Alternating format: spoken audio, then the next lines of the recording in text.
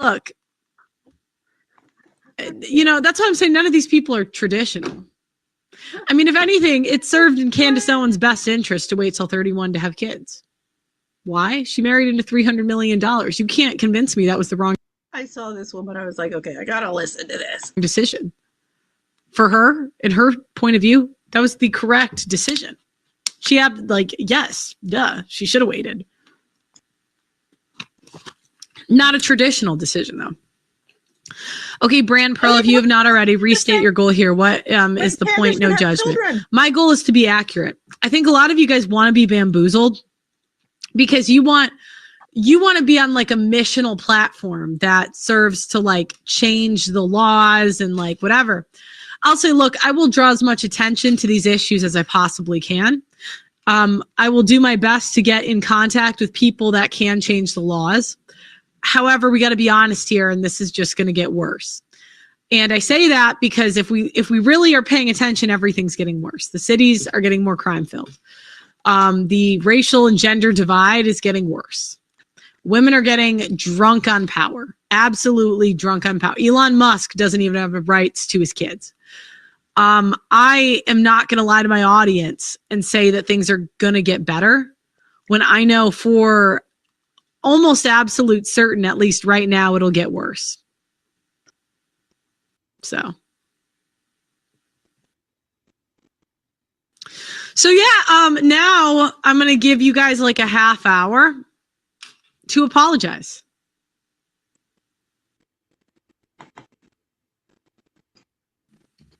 You can call in and apologize. Yes. I gotta go to the chat myself because Doug MPA get in here. is doing karaoke tonight. Okay, chat. Okay. All right, let's see.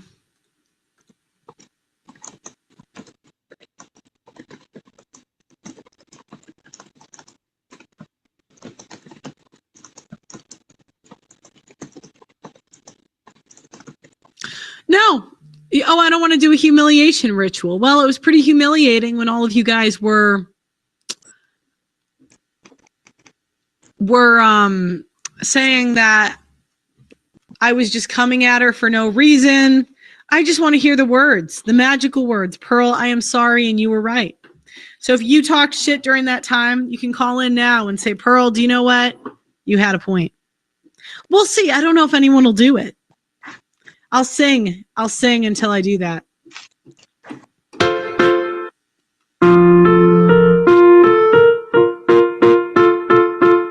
Okay, well, if it doesn't apply to you, let it fly. I mean, they're like, oh, I didn't attack you. Well, then this wasn't for you, was it?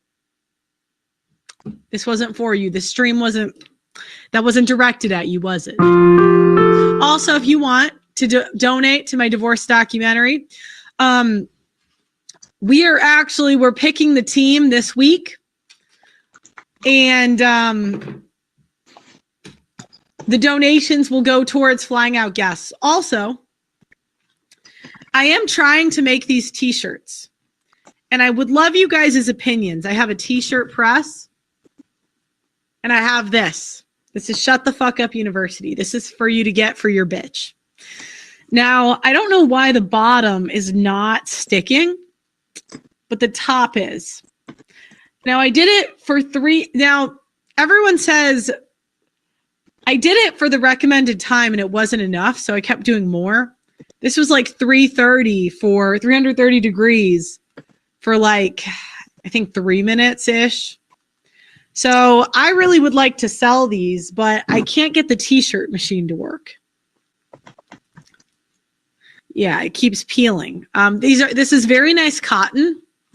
I really like the t-shirt thing, but and I don't even know if that's going to be the design I go with. I just ordered like 10 of them to see if I could get the t-shirt machine to work. You have information for me for the docu. Is it information? Looks like a woman tried to make that sweatshirt. It was a t-shirt, and that's true. There was, I bet if you were here, you could figure it out. I would actually bet my life savings that if you were here, you would figure it out. But, you know, there's a part of just being a woman where you're just a little bit retarded. All women.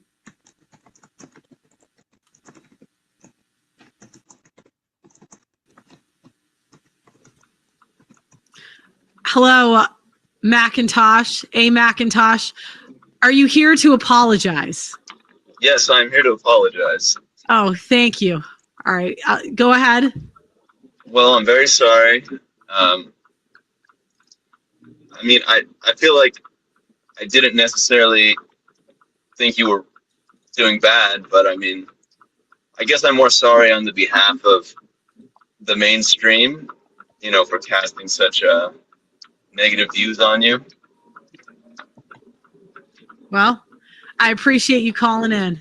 I accept the apology. Yeah, you're welcome. So no beef here. I really didn't think anyone would call in. You know, that's yeah.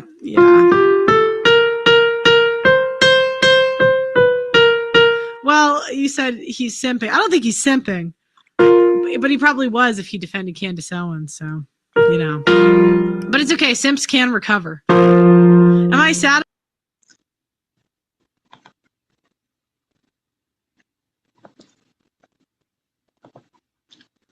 I mean, these people call in. What should, okay. Call in. How the frick do you call in these things? What should I do jokes on for my open mic?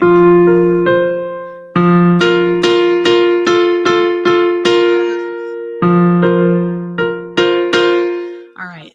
I don't know. Let me write some jokes. I saw highlights and Captain Colin. See, is this copy video? Can we all move on now? Yeah, I think that's. Can we all move on now? Yeah, I think that was pretty. Well, I don't have a shop button because I can't. You can't buy the T-shirts because I can't get this to work.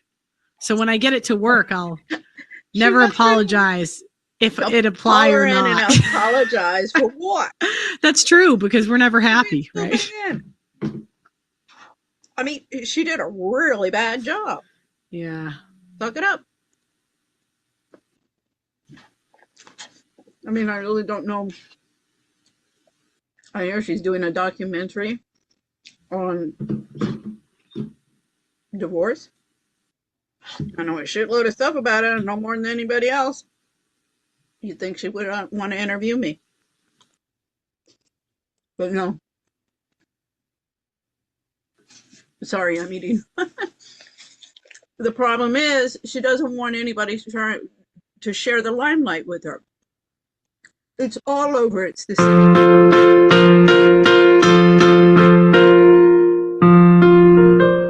Oscar again. Can you tell us? Because I do got to get over this stage fright. I do have to get over this.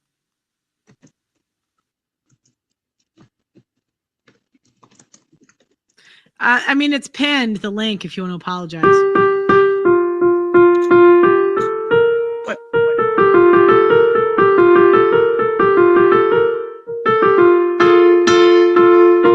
Are my attackers allowed to come in? I mean, I don't feel like being screamed at today. Our attackers? All right. All right, my jokes. All right, what would my jokes be? So I was kind of playing. Me and Doug MP were talking about doing a stand-up about how you can tell how bad your life is going by how many black guys approach you. Yeah. And I could say this because I used to be like 50 pounds heavier, you know.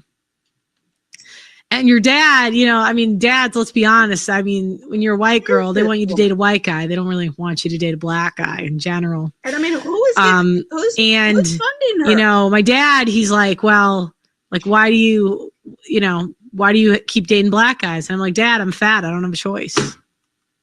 Ba-doonch. My God. What you really need is op training sessions. Probably. Who's funding her? Was that funny?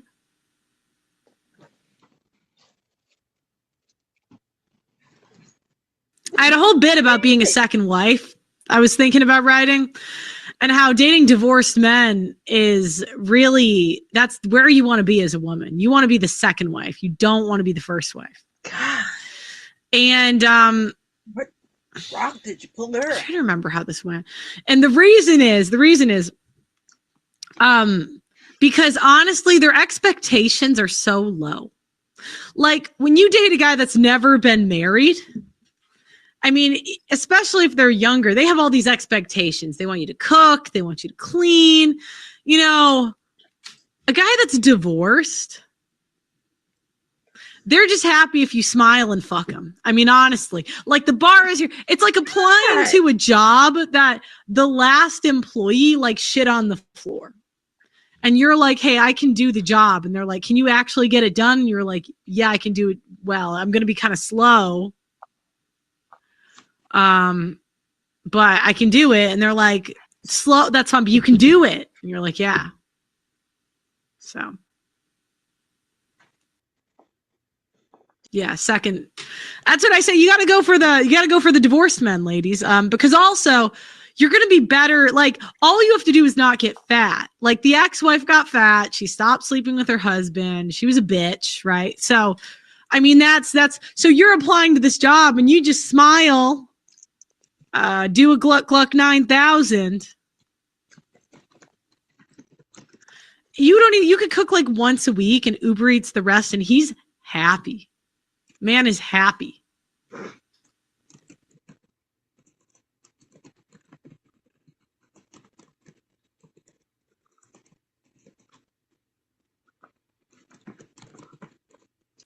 Now, someone asked, well, what about 3 times divorced men? Well, you might have to, you know what, a guy divorced twice, it might be the employer.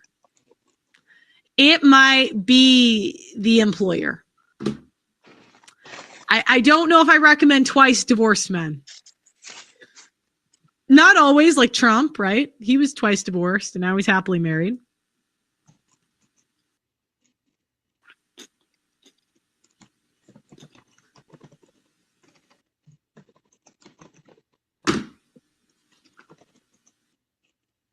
That's a problem. Like I do these pauses and I think, but on stage, everyone's watching you think.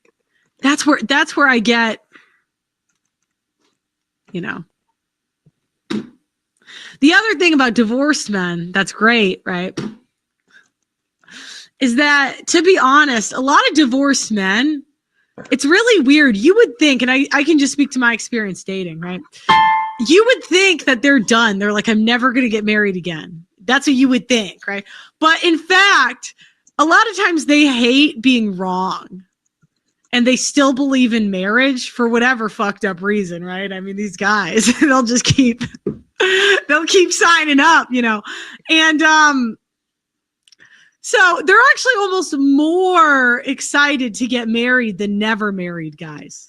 I can't explain it. Maybe you've had a different experience. I don't know. But it just, in my experience, like they're like, no, I just picked the wrong woman. It was just the wrong woman.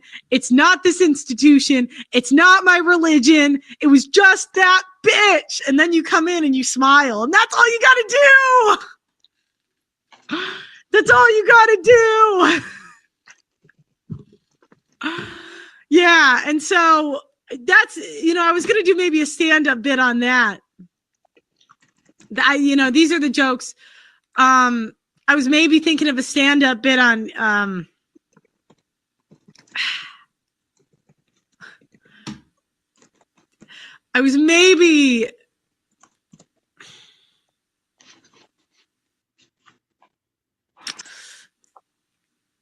it's tough.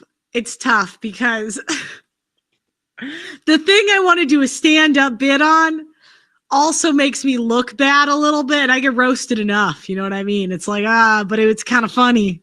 It's kind of funny. I don't know. And then I could just talk. Oh, my last stand-up bit is about being a woman is like being in the Special Olympics. Okay. This is my last one. Okay. Because, if you go to the Special Olympics, right, and you see like the kid in the wheelchair running, there's something inspirational about the kid in the wheelchair being able to go really fast, right? Like he's like, he's like pushing, ow, ow, Ow, I just hit my arm. You see retarded women, right?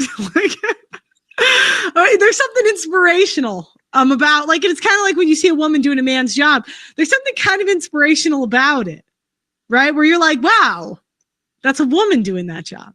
Right? Like, that's kind of, you know,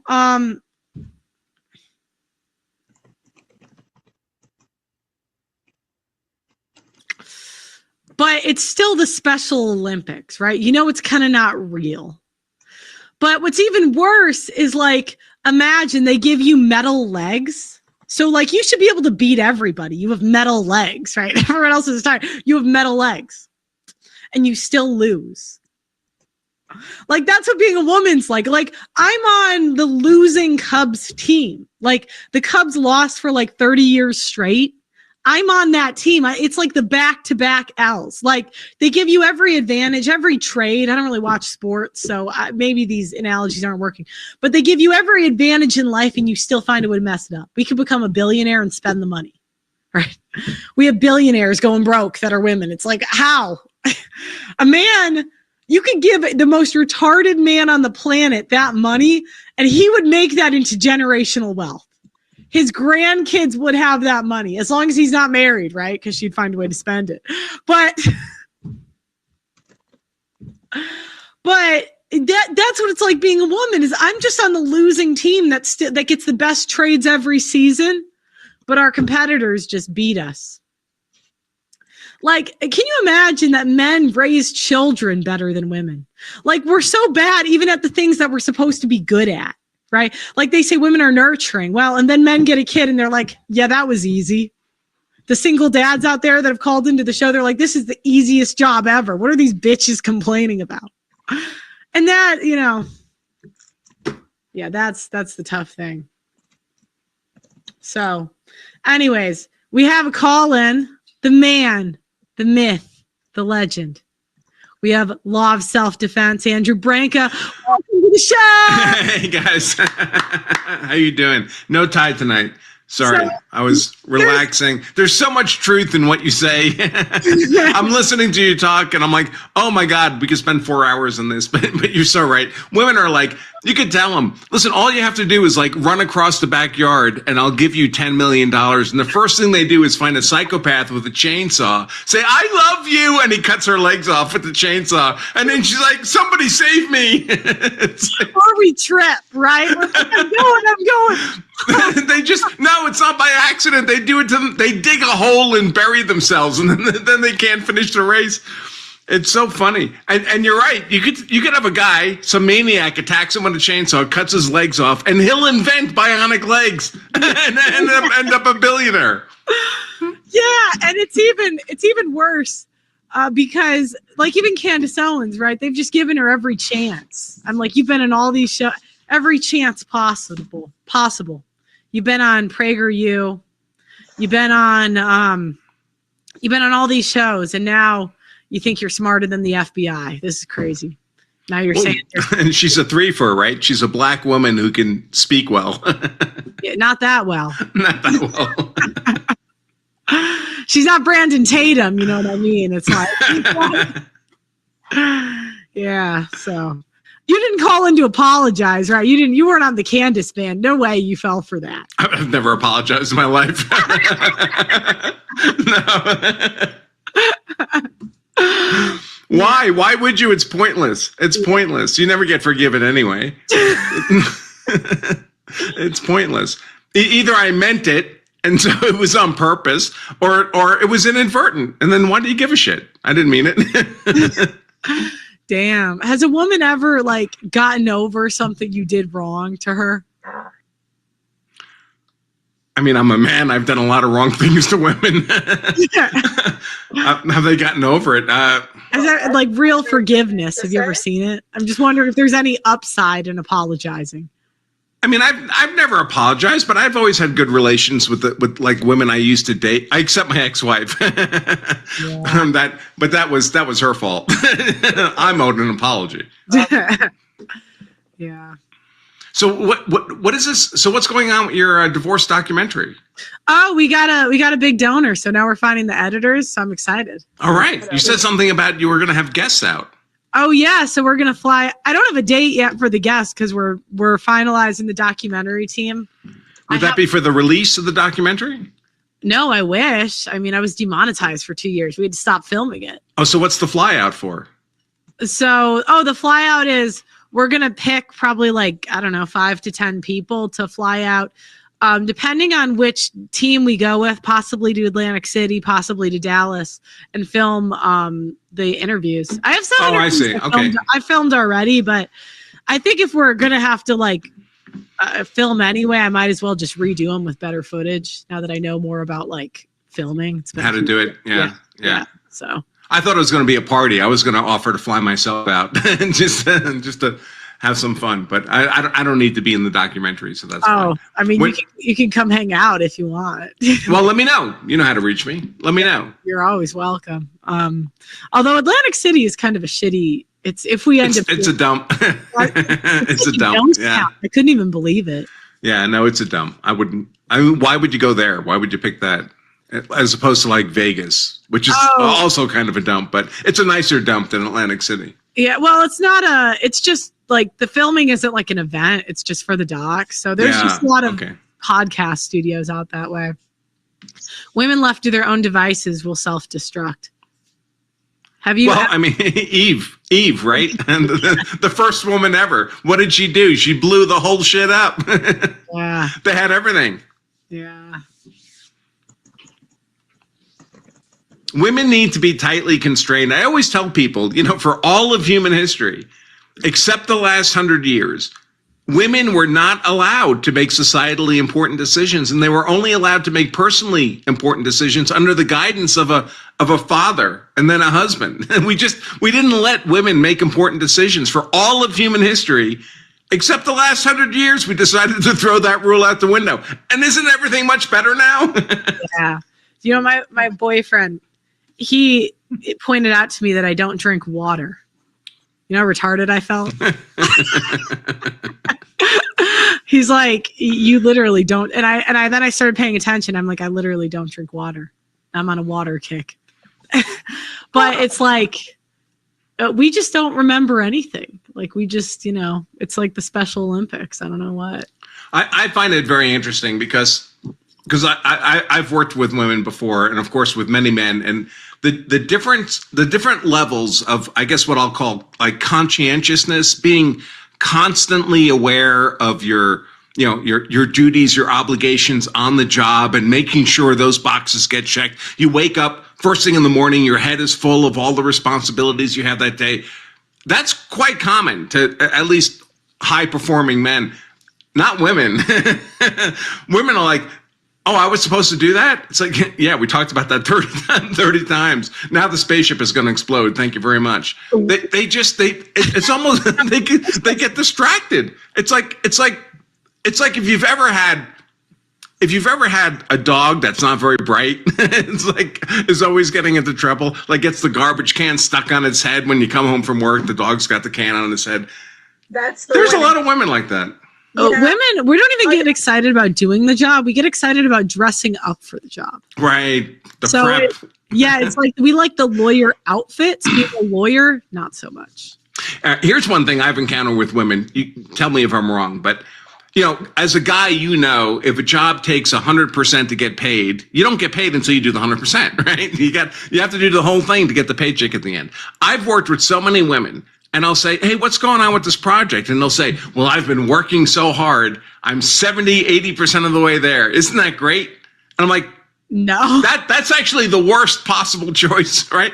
I mean, the best possible choice is do 100% and get paid. The next best possible choice is do 0% and don't get paid. Right? Don't waste any effort. But to do 80% and stop there and not get paid, what is wrong with you? That's the worst possible choice. You know what?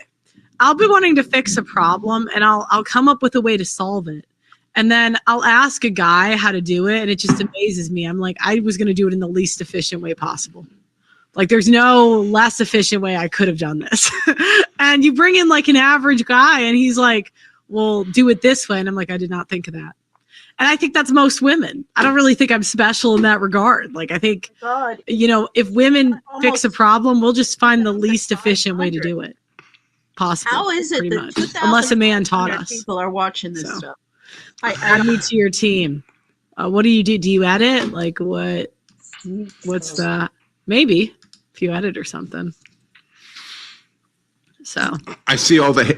Apparently, I triggered a bunch of haters in your chat. really? I don't know. I don't know.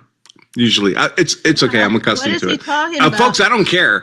In fact, I'll tell you this though: if you make it a super chat, I will personally read your insults on the air.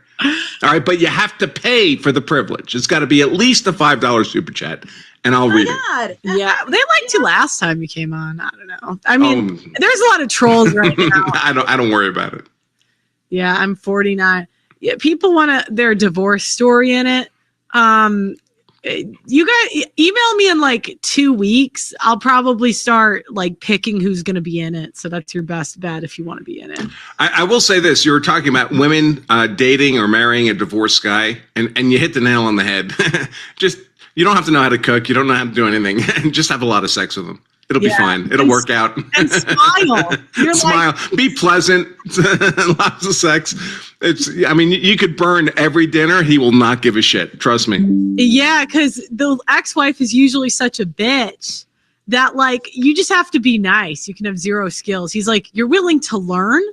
Oh yeah, come right this way. That's it. It's like the bar is on the floor. There's nothing guys like. Yeah, and not being run through helps, of course, but. Yeah, guys, there's nothing guys like more than, what's the word I can use that wouldn't be misogynistic? I'm struggling to think of one. I was going to say train, but that sounds really offensive. But that's how guys think of it. I mean, you're training, you're training. Yeah. Yeah, no, God. I mean, that's why women fall in love with like their professors or whatever. Or like a lot of time their coaches I ran track with a girl who married her cross country coach. So the school didn't like that one, but they were graduated. So now they have a kid. But college, I felt like it wasn't weird, but I don't know. I think most women who are not already train wrecks, they like a guy who knows what he's doing, who's dominant in whatever his field is in. He's competent. He's hyper competent. He's confident. I think women love that. I mean, yeah.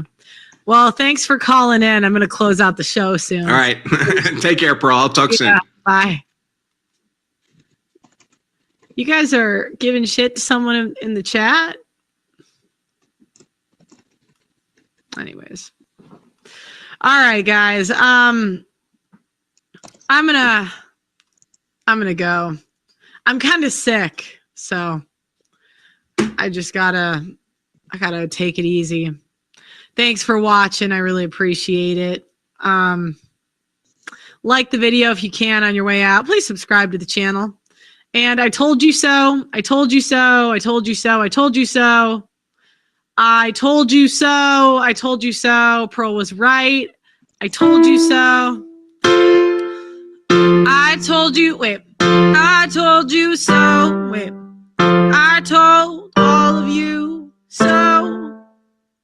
I'm not gonna forget. Won't forget this on the low. Was that good? Did I hit it or no? I won't forget this on the low. Did I hit it or no? Write a song called But Pearl. I'm trying to learn to play an F major, so forgive me if it's a little off. Oh, but Pearl. But Pearl. God, is the But Pearl, why don't you interview the couples that are so... I'm just like flabbergasted at the people, these idiot girls. She's 29, born in 96, younger than my kids. So Hannah Pearl Davis. better known as Just Pearly Thing or Pearl, is an American YouTuber and political commentator, a self-described anti-feminist. She is known primarily for her cultural and political commentary relating to modern sex relations, dating, and marriage.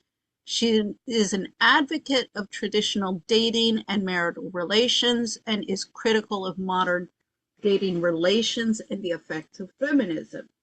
Well, I mean, we're in agreement there, and you would think she'd be interested in all the work that I've been doing. I mean, if she wasn't such an arrogant little snot-nosed brat, she'd be interested in somebody who's done all of this research. My God. Davis argues that modern women have been deceived by a dysfunctional culture of sex and dating, and that they should embrace traditional approaches to relationships to achieve happiness. Well, yeah, I agree. Yeah, this is one of the problems, this whole, go out to a bar and pick up somebody and go home and have sex with them, or go online. I mean, this is not good for men or women. Davis was raised Roman Catholic in Huntley, Illinois. She has 9 siblings, 3 of whom were adopted. Okay. Davis' parents are software entrepreneurs and founder of Davis Ware, a business management software company. Her mother, Jennifer Davis, was on the U.S. Board of Directors for UN Women and founded Be Exponential, a self-help organization for women. David attended Marianne Central Catholic High School, then studied economics at Elmhurst University. She played volleyball for the Elmhurst Blue Jays. This is a university in Illinois. Oh, it's a religious one. United Church of Christ. Okay, so it's a religious one. I mean, I don't have any problems, and I respect people's religious beliefs as long as, they're in accordance with the Bible, and I'm talking about the good things in the Bible, or Torah or Quran. Okay, so Davis sold copy machines after graduating from college. She began producing content for social media in 2020. Yeah, I came back to the workforce in 2009. Back. I entered the workforce. Well, I got paid. I entered the workforce when I was a child working for my mother for free. So I got paid. Besides babysitting, the first job was for Senator Johnston when I was 17, working as an intern. I mean, most parents all help their kids get a job as an intern or use their influence. No, my mother, working for a Democrat, she disowned me, and I had to pay my way through college at GW. She shouldn't have bothered, because it took me about a year up on Capitol Hill, and I was like, God, you people are crooks. The only decent person up there was the executive assistant to the senator, Patsy Geyer. And I'll tell you, with this Andy Biggs, I mean, this thing is still turning around in my head. This young man who has accused Donald Trump, Andy Biggs, and Jim Jordan. He says he doesn't remember, because they had him all drugged up and there were other people, but to get in a court of law and say on stand, yes, these are the people. He remembers Trump, Andy Biggs, and Jim Jordan. Viciously beating the shit out of this kid, raping him. I mean, just, and for nothing. These are satanic rituals. This is to get the goods on all of these Republican politicians. I mean, my understanding this is just a Republican thing. Oh, the Democrats are doing the same thing. You know, you commit these crimes and then they got you. And this is how they get your loyalty.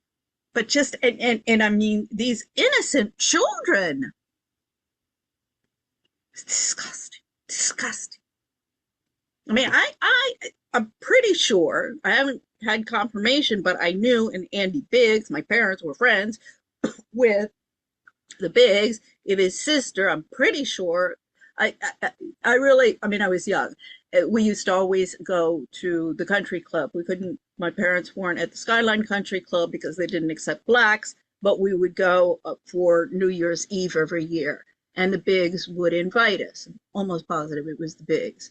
Because there was another Mormon family that my parents were friends with, but I'm pretty sure it was the Biggs.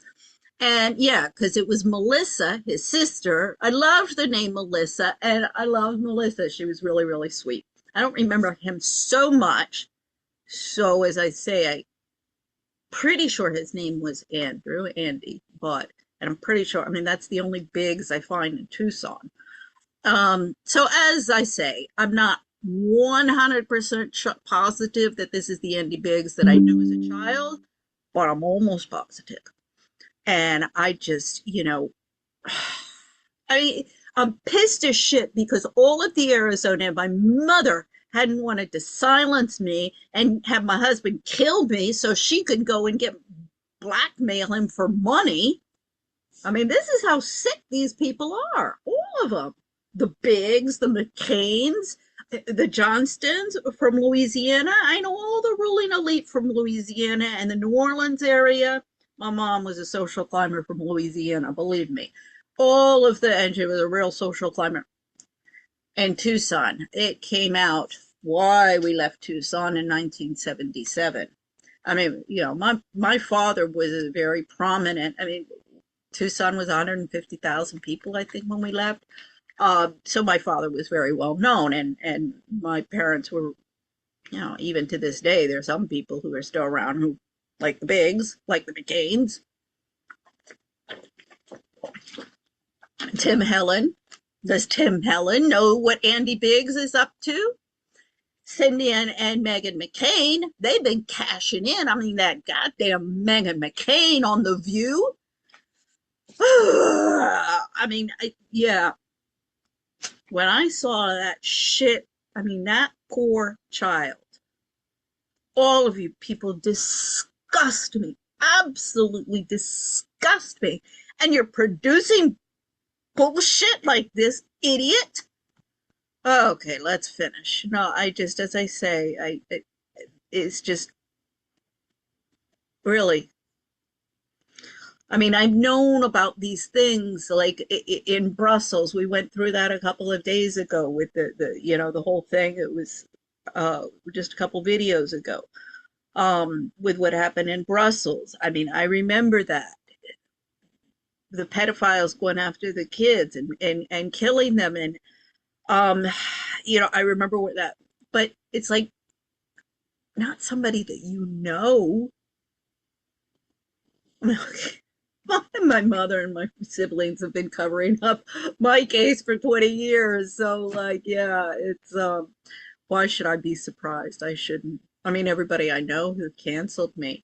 I mean, not only is it that my husband tried to kill me, now in the case of the French and the Spanish people that I know, there is an obligation of assistance to a person in danger.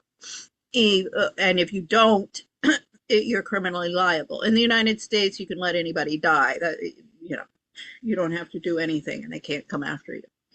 But in Spain and France, it's not that way. So anyway, yeah, whatever. I guess in Spain and France, they have that rule because people just were like, you can't just stand by and let somebody get killed. Okay. On her YouTube channel, Davis has conducted street interviews and interviewed prominent personalities in the manosphere online space. You people, where is she getting money? I'm sorry. She didn't just pop up one day and get on internet and have all of these people following her. I mean, what is it, Riley Gaines? She's on her third YouTube video and she's got 8,000 people. This is not organic. Okay, in your YouTube channel, Davis has conducted street interviews and interviewed prominent personalities. Men of Zero. Sorry, I read that. She also hosts the Pre-Game Show podcast. Well, I'll have to check that thing out. Davis regularly discusses issues relating to modern sexual relations between men and women.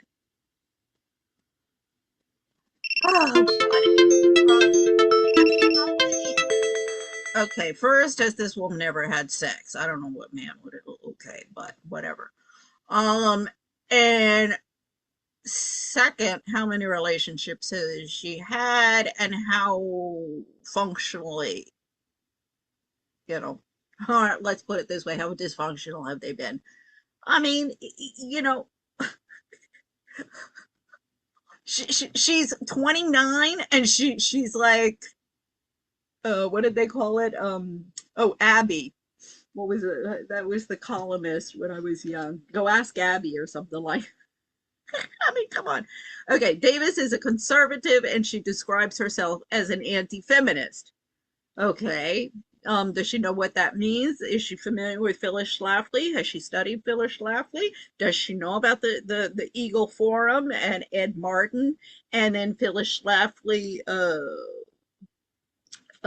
descendants or children and the Riley Lake Connect and what's going on there? I mean, she describes herself as an anti-feminist, but what research has she done and what is she doing? She advocates traditional and conservative positions in relation to dating, sex, and marriage. Davis has alleged that through their dating and sexual behavior, modern women have effectively chosen soft polygamy as the outcome of the dating. Her perspective have been influenced by the economist Thomas Sowell and the conservative political commentator Ben Shapiro. Oh God, Ben Shapiro. This is not a ding ding moment. This is a pam pam. Okay, and the economist is Thomas Sowell, is an American economist, economic historian, and social theorist with widely published commentary and books, and as a guest on TV and radio, he is well-known voice in the American conservative movement as a prominent Black conservative. Yeah, he's Black. Okay. Minorities. She can't be an anti-feminist and in bed with the minorities. Yeah, that doesn't work. See, she doesn't know. She knows nothing about the different ideologies. If you don't know where the different ideologies are, where they came from, who are espousing it, and what they're trying to accomplish and their agendas, and you certainly can't call yourself an expert. And an expert on a different feminist, anti-feminist, well, I'm sorry, as I say again, explain to me how you are in bed with the minorities, yet you're an anti-feminist. I haven't seen that. We can go through profile after profile and case after case after case. At your leisure, young woman. And Ben Shapiro. Joder, no me dejan pensar con Ben Shapiro. Okay. Oh, bon Dieu. Okay, she has been described as the female Andrew Tate. Okay, I can see that. Due to her extensive critiques of female behaviors and expectations.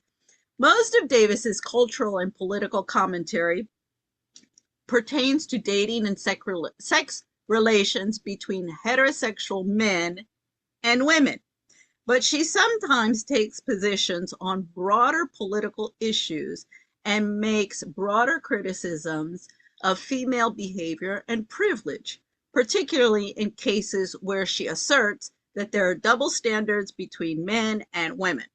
On June 28, 2023, she stated that the courts, the legal system, all of society is basically pandering and simping for women. Why do they have this highlighted? Oh, simp is an internet slang describing someone who exhibits excessive sympathy and attention towards another person, typically to someone who does not reciprocate the same feelings in pursuit of affection or a sexual relationship. Okay, yeah, well, fine. Yeah, okay, yeah, I agree. I mean, everybody. That's one of my beefs with Baron Coleman. I'm like, Baron, if you are a little bit more interested in the law in this country and less of getting in the limelight of Candace Owens, then we'd be moving forward. Okay, in an interview with Ethan Klein on the H3 podcast. What's the HC? Is a live comedy and commentary podcast hosted by Ethan Klein. The show airs on YouTube and started in 2016. Ethan Klein is Israeli American. His content consists of reaction videos and sketch comedy in which he satires internet culture. The H3 podcast is his current podcast channel that has been running since 2017. Okay. She stated that if feminists wanted the right to vote, then it should come with the draft. I want to draft her, put her on the front line. Yeah, okay. Thing is, Anna Kasparian. See, this is the thing. None of these people have any idea ideologically what the fuck they're talking about. Okay, so yeah, Anna Kasparian, she's Armenian. Check out the Armenian genocide. And you can see where the competition between the Jews and the Armenians of who had the worst genocide. It's all a competition. Yeah, and so Anna Kasparian is on the Young Turks with Cenk, who's Turkish. So yeah, this is between Israel and Middle Eastern factions. Okay? See how all of these different propagandists, I mean, all of these kids, as I say, they don't have any idea about any of the ideologies. They haven't studied any of the ideologies. You saw her on the podium with Anna Kasparian, and that this is why I'm like, what? I am accepting apologies. Oh, she's still going on. Let's see. And my wife and me. She's still trying to learn to play the piano. I mean, my Lord. Oh, she looks at this. You're so bitter, Pearl. Wait, but Pearl, you're such a quitter, Pearl. But Pearl. Yeah. So, anyways, why is this? I probably bombed that, but okay. We'll just. So yeah, she doesn't. It doesn't seem. Let's see if she has a boyfriend. Oh, I was supposed to start with my my report card for all of the podcasters, and I saw this on X. I am accepting apologies. I was like, excuse me, you should be giving apologies to people. I mean, you didn't just shoot yourself in the foot, you shot yourself in the head when you got up to debate with Anna Kasparian. And now you're adding to your humiliation. Okay. Yeah. Oh God. No, I mean, this, if it wasn't for the horrific things that are happening, this would be amusing. Oh God, I got in my fortune cookie the other day, something to like appreciate the trip, the journey instead of just the destination. And I was like, no, you're kidding me. Oh my God, no. Yeah, no, no, no. I'm not appreciating the journey anyway. I'm just looking for the destination. Thank you, God. Please, can we get there? Every single day, the dead and dying, and these poor children who are being tortured and raped and killed escalates every day. So let's get to the destination, God. Please, please, please. I keep on trying to tell myself. I mean, anybody who knows me knows I have been highly critical of all the institutional religions. Now, I don't have a problem with the fundamentals, the good, the Ten Commandments, do unto others as you would have them do unto you, the basic tenets of what they all say that they believe, that what they're about, until you start living with them. Then they show their spots. Oh, please. Okay. So if you're talking about whore, simps, and half-naked female conservative influencers, watch Pearl Daily on YouTube. Okay. So let's see. Where's my GoFundMe? What is she? GoFund for her divorce documentary. Okay.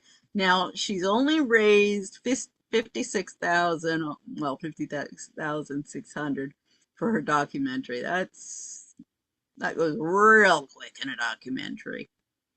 Okay, so on divorce, personal and emotional toll of divorce, but it will also shed light on critical men's issues like divorce rape, paternity fraud, and parental alienation, and often ignored struggles that men face in family court.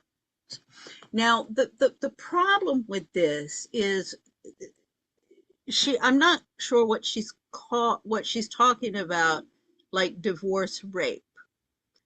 So she's gonna have to explain herself there. I think I know, but she has to explain, and this is a Pandora's box that nobody wants to open, and I know why. And this gets into lots and lots of ideology and historical stuff. But anyway, okay. Paternity fraud. I mean, I guess that's, this is your child when it's not, and you got to pay for the child. Yeah, okay.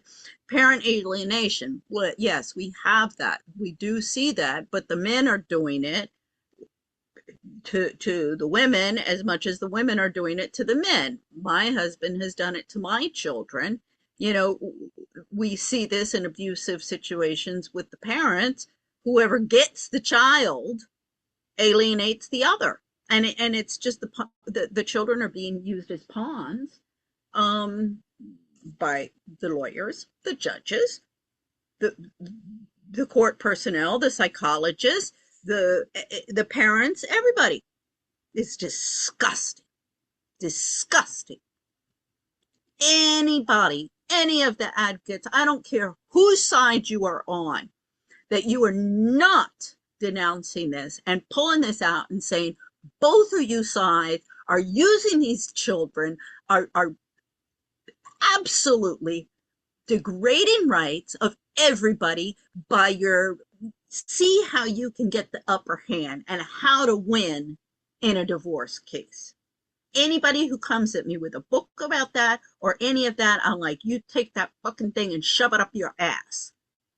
Clean up the act. These children are being dragged. I mean, my sons, the only thing that keeps me going is that my sons understand that this is not right. That they everything to me. You can kill me, you can do anything you want, I don't care. I'm not gonna shut up. All of you people should be ashamed of yourselves. You're disgusting. Absolutely disgusting. I'll tell you that. That poor kid. I don't know. Maybe it's stuff that breaks the camel's back. I don't know. Just really. Andy Biggs, and your wife, and your children, all of you should be ashamed of yourselves. And Megyn and Cindy McCain, this happened on your watch. I mean, I've been telling my family, my God, if my mother had just picked up the phone, asked Mike Helen, tell John McCain's camp, John McCain doesn't have to get involved. You tell somebody in his office to pick up the phone and call the American consulate in Madrid and tell them to do their fucking job. Because I'm being raked over the coals in the courts. And my husband's going to kill me. And I'm terrified about what's going to happen to my children if I die. With the psychopathic family I have, and the psychopathic family my husband has, and all the psychopaths who have hung us out to dry. Oh, God, Morgan.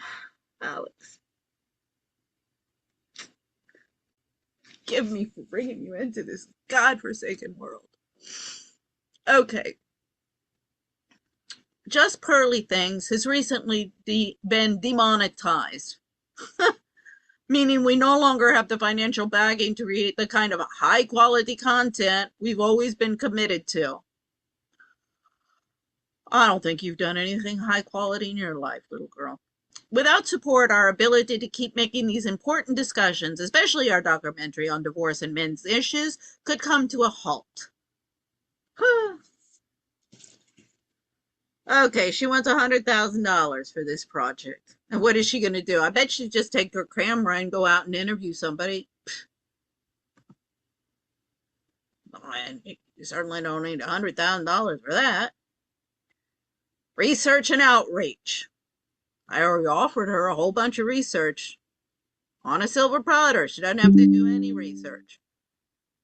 Booking guests. Okay.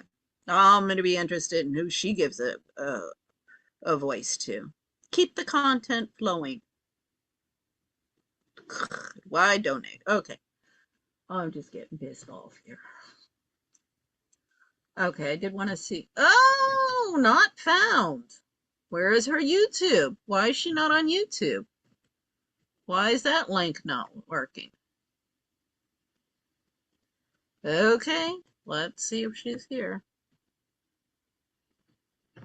Here's somebody else. This lawyer. Okay.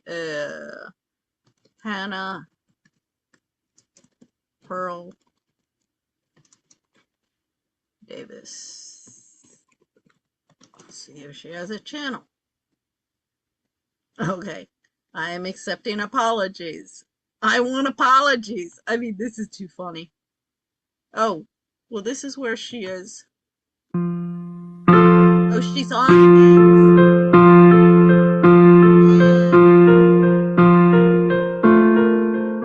okay, she's on X and YouTube. Brett Cooper exposes her inner feminist. Okay.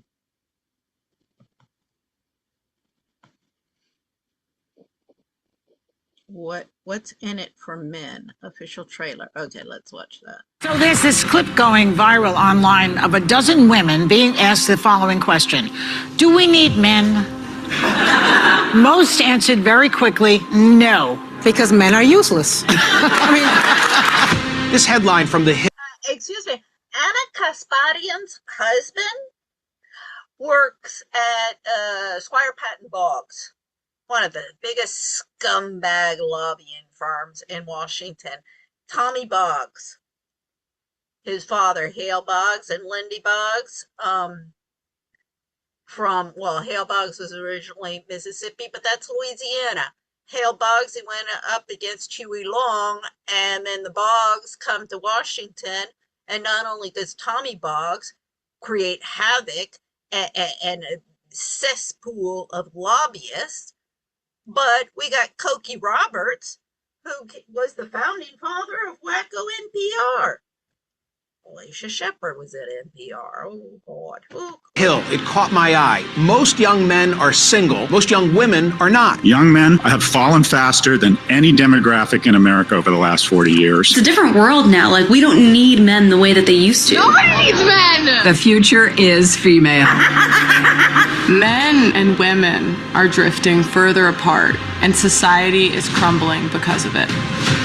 A fascinating debate has broken out about the value of marriage. You've kind of got the trad con versus red pill thing. This men's rights crowd that sometimes just goes too far the other way. You need to stop acting like grown boys and infants and actually become men. Marriage is a bond, and it's a sacred bond. It's a machine designed to extract resources from you. Now many of the red-pilled have taken the position that it's bad for men to get married. Hannah Pearl Davis, or just Pearly Things. One of the most controversial faces in all of the internet. She goes on to say that marriage is a terrible deal for men. Because if me and you were in a business contract, you would never sign a contract where I am paid to leave. Gee, what could go wrong there?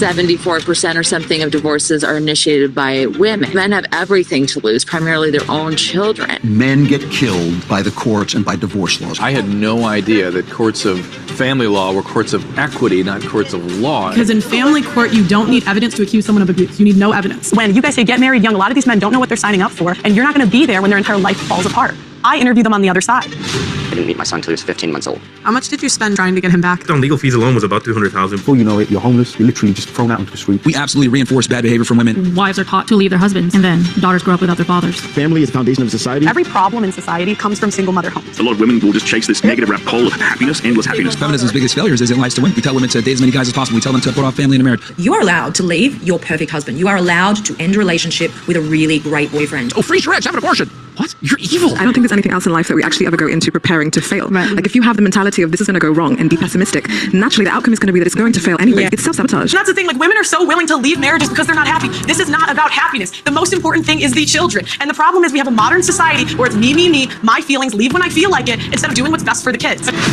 This myth that we live in an age of male privilege. Where's my male privilege? They think, well, men have all the rights. They have all the power. Privileged patriarchal system that we have. Why doesn't our society care about men's rights? I have no friends. No wife and no social life. Men are alone in this situation. Men are homeless. Men are thinking about eating guns. I've seen so many men on the brink of suicide and they didn't do anything wrong. How are you equal if the men are the ones that have to fight and die to defend the country? The men are the ones that build and maintain all the infrastructure. Women are helplessly dependent upon men. The so-called deaths of despair from suicide, overdose, or alcohol, 3 times higher among men than among women. Culture is telling men you are no good. You gotta get your act together. I think men have failed themselves. What kind of a man are you? What kind of a woman are you going to attract? If men are in trouble, so are women. Everybody knows this is a huge problem, but nobody wants to admit it. Every single woman at the table said they wanted a man. 500K, 500K, 300K, 200K. Am I crazy? Everything is really set up against you to fail as a man. If men make less than women, women don't want to marry them. So you know who wants more economically and emotionally viable men? Women. I don't want to be an independent woman anymore. I don't want to be a strong, independent woman. I'm over it. When is it going to be my turn? Where are we meeting the men that don't stop? I can't keep having these same conversations. The only simp here is you, Pearl. You simp for men. I think you said for women. She's a provocateur. She says stupid stuff, but Pearl is right about this. It's already happening. It's just not out in the open yet. Now it's just hookup culture is going to be our fairy tale ending because men don't want a wife and women can't find a husband. The future, if everybody follows your path, is there is no future. We go into population decline and our economy goes into decline. Civilization will crumble. The American story does not end well. This is an existential crisis failing young men. What up, guys? So the time has come where we are finally doing this divorce documentary. Yeah, so I agree with that. Okay, we're going to go to Barron right now. I wanted to hear that. But yeah, I agree with a lot of what they're saying there. But you had a whole bunch of people who have no idea what they're talking about. They just opine. They're snot-nosed brats. I mean, look at the book by Twang and Campbell, psychologist Twang and Campbell, The Narcissism Epidemic, Living in the Age of Entitlement. It's written in 2010, and they show how since the 80s, Americans, and this comes from elitism of Cornelia Guest, Deb of the Decade, as well as Nancy Reagan, and all of the Capote Swans in New York, and you know, the whole elitism crap comes from all of the preppies and yuppies, or the Japs were in there, the Jewish American princes and princesses. So this has been something that's been promoted by pop culture, Hollywood, the American government, by everyone since the 70s and 80s. And the women have been just as guilty as the men. And as I keep on pointing out, James Burnham was correct in 1941. The problem of modern age is managerialism, not capitalism or communism. And the thing is, all of these snot-nosed brats want to just become experts and seat warmers instead of going out and getting a real job. No, I don't want to say I lost faith in the defense. I don't want to say I think they're going to do a bad job. Obviously, they're trying to throw everything they possibly can at the judge and see if they can somehow get some leverage over this case. But it reeks of a little hint of desperation, or a little bit of. Oops, I missed that. I don't want to say desperation. Maybe a little panic that they feel like everything's sort of going against them.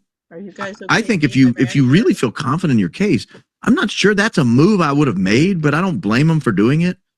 You know, if you think you can cause some kind of hiccup with the Utah County Attorney's Office, you think you can get it booted to another county where you might have a little more favorable opportunity, then by all means, you owe your client that duty to try to get that accomplished. But it was highly unusual. I thought it was weird.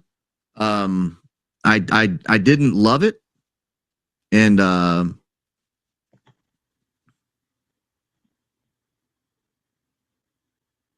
I don't know what's. Oh, this is a good one.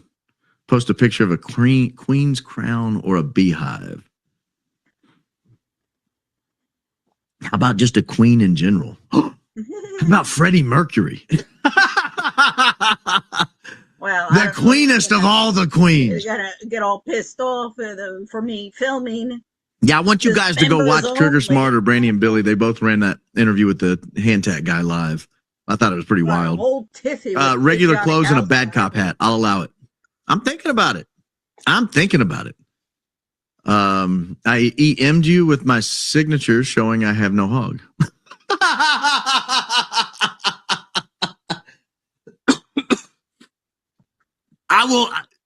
I hope it's your signature showing you have no hog and not any other evidence. I don't need any other evidence of hoglessness in my email inbox. I will check that out, Dom. This is an inside joke, I guess. If you were watching Trigger Smart earlier, Dom wrote in and disclosed that Dom was a she, not a he. And I always thought Dom was a he. I don't know why I thought that. I thought it was like the Italian name, Dominic. But it's not.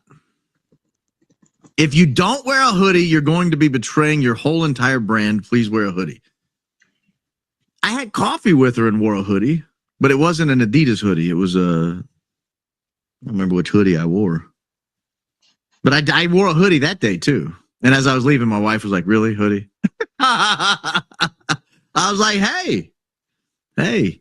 No. So the regular live chat is the jury. You guys are the grand jury. But you guys, the grand jury, we're just going to act like the grand jury is sequestered." Yeah, I think this is a news story that I'm talking about potentially for Monday. I think it's a news story. I think you'll be surprised. I'm not giving any hints. That's never going to happen. So, my 15-year-old son, Vaughn, big fan. We talk about you every day in the car like we're old friends. I'll give everybody all the hints they want about our story. We'll tell Vaughn I said hello. Me with it? Let's do it. Big fan of Vaughn. Vaughn's a fan of this show. I'm a fan of Vaughn. I'm keeping my cards. Yes, wear the hoodie. It's your signature. Red hoodie, bad cop hat. Get Candace matching ones. And please, can I come too? I'm only like 1.5 hours away. No. No. Listen, I'm not even supposed to probably tell anyone I was going, much less am I supposed to invite people. So I can't do that. But that's funny. I guess he got invited. Yeah, all right. Wear a really nice hoodie. As nice a hoodie as I got, I promise. It's all about becoming popular. What does cool mean? I don't know. Did I say cool? Is it in something I've got on my desk? You notice I don't clean up for the member show. It's just you get what you get. You should say I've got boxes laying around. It's awful. It's awful over here. Oh my gosh, not on paper yet. That's the word came down. Training till 217, then deployed the 1st. I don't want him to get mad. Well, then let's see who else is. I hope that's a worst case scenario. Randy and Billy, are they still? They were at. Hi, everyone. I'm Brandy. And I'm Billy. And welcome to the Brandy and Billy Show.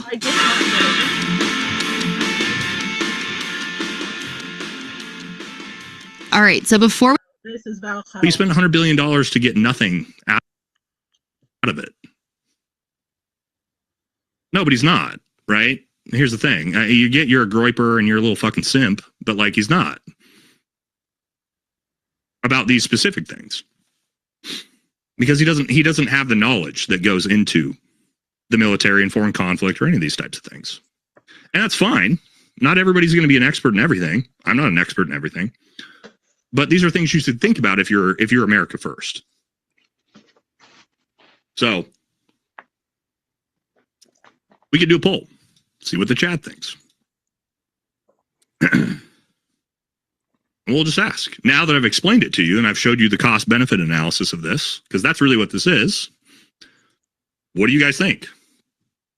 Was capturing Maduro worth it? Now that you know it cost us about 1,000 times more than we're going to get the benefit out of it for the American people, just so we could flex our military might on the world, which if that's what your big win is, that's great. But like we already did that. We've already done that. The entire world knows the United States is the biggest fucking dick in the world when it comes to the military. Nobody is questioning that. Nobody's questioning that.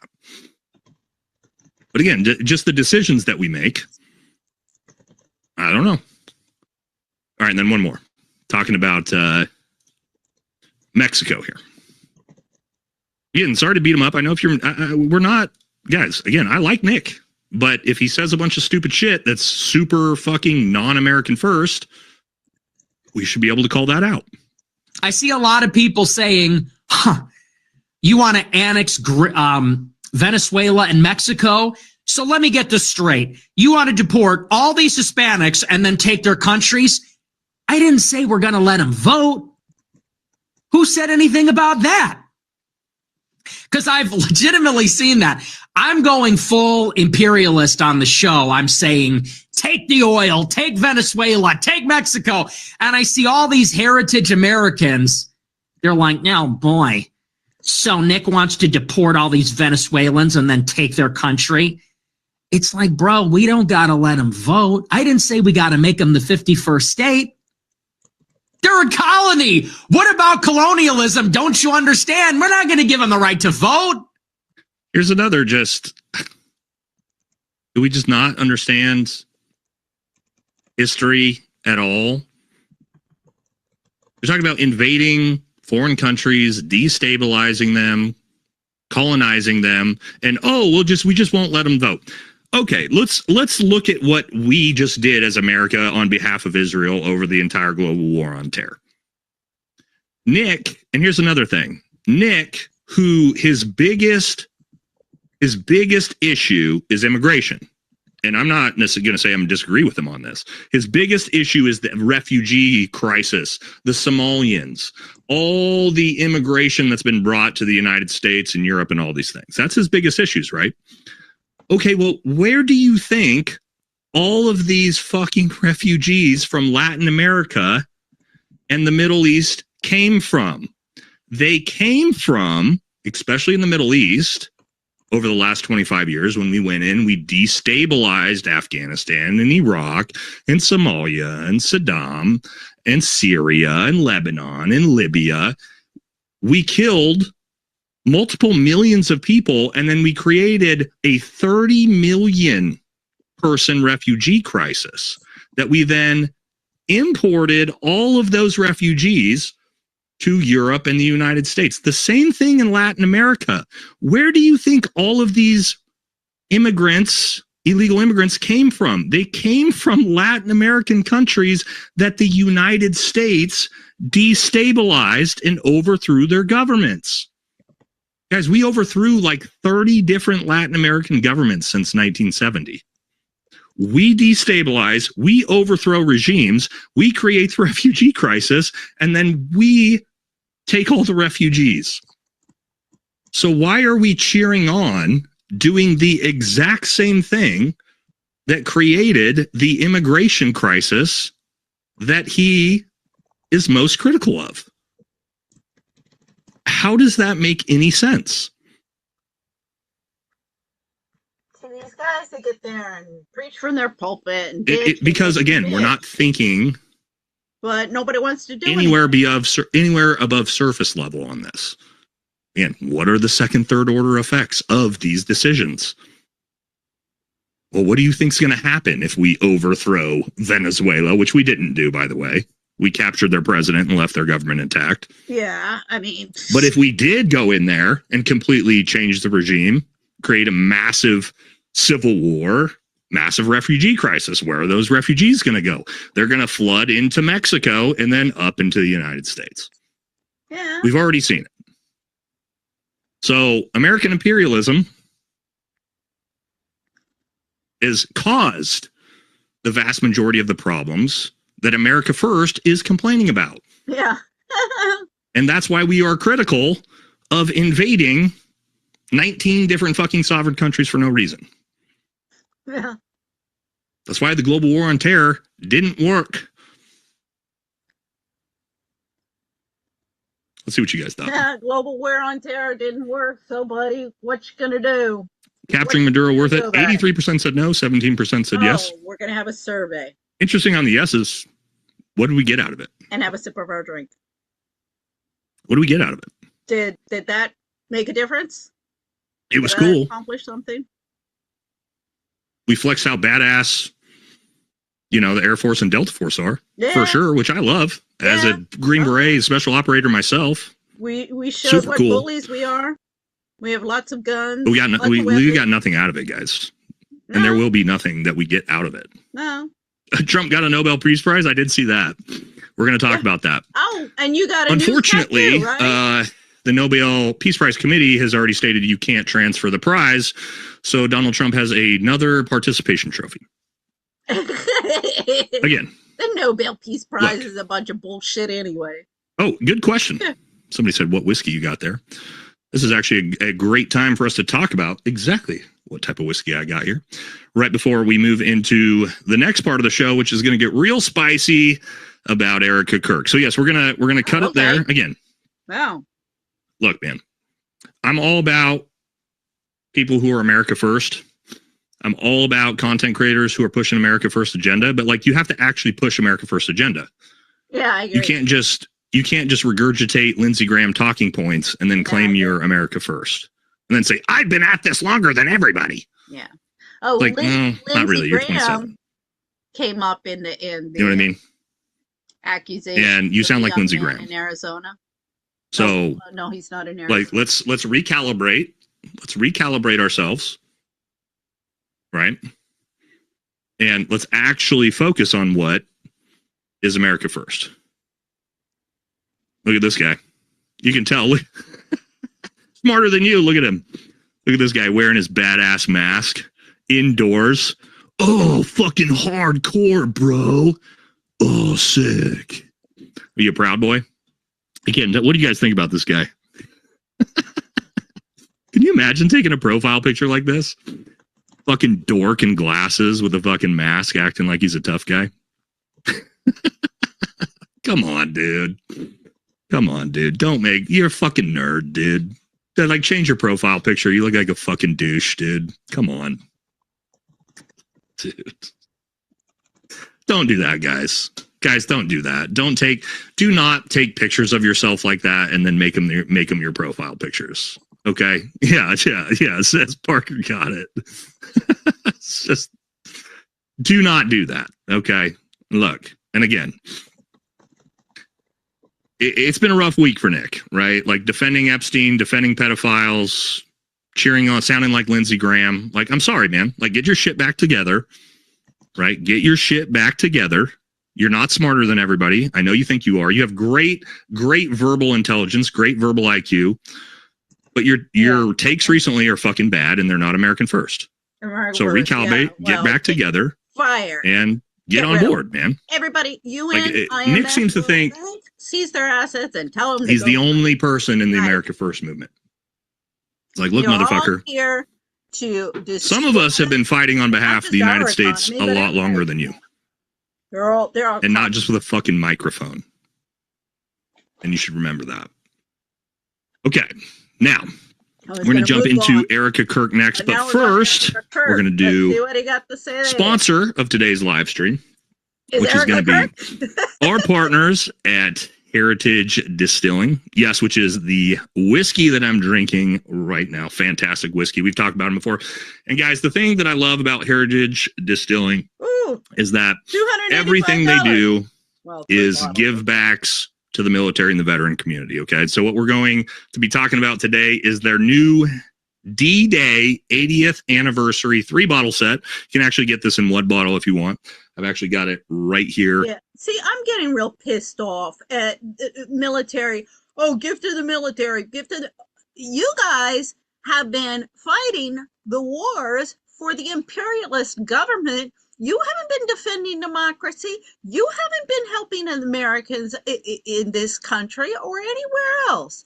You have been advancing the agenda of the corporate industrialists, the pedophiles, the rapists, and the murderers who control this government. So, I am all for a strong military, but a strong military that is not predatory and going around and raping and pillaging in every country they go into, giving us a bad name. And then one of the reasons why Americans are so hated abroad is because of our American military. So I'm getting a little sick and tired of all of these military people give to us. Purchase supports these and other non-profit efforts to honor our current and retired military members and their families. Learn more about the documentary here. And yes, guys, they have already donated over or close to $250,000 to the Green Beret Foundation and other military and veteran nonprofits. Okay, so they support wars, and then we give to the families, the military families. Oh. So if you're like me, you love whiskey, which I do. It's also fantastic whiskey, super, super high quality. The link is in the pinned comment. Head on over there, support the channel, also support Heritage, because again, the fact that they donate so much money and so much of their profits to veteran charities is, that's why we're working with them, right? So veteran charities. Again, we'll put the link in the pinned comment here. Is it already there? Or did I put it in there? I was supposed to put it in there earlier. Maybe I didn't. And the executive directors are the ones who make the money off of that. Right, and they shaft. Let's throw it in there. Make sure we don't screw this up. And then we'll jump in and start talking about everybody's favorite, Erica Kirk. Can I not? Ooh. Uh-oh. Looks like the link is too big. I have to oh Jesus. Hold on. Well, we're gonna have to actually put the just the regular website in here. All right, we'll put this in here. Regular website. We'll talk to them about that link being too big. Anyway, guys, again, great way to do it. If you want to support the military, you want to support veteran charities, and also grab some whiskey. Great way to do it. All right. So pin comment here. Head on over there. Great gift, especially if you got a grandpa or something like that served in the military. Okay, great. We did it. Now let's jump in and start talking about what is, of course, what everybody's really here for, is to see all the fucking psychotic shit going on with Erica Kirk. Yes. Guys, we tried to for a long time to be gracious to Erica Kirk. But at this point, I would say we're far enough along that there's no more emotional blackmail that's going to happen.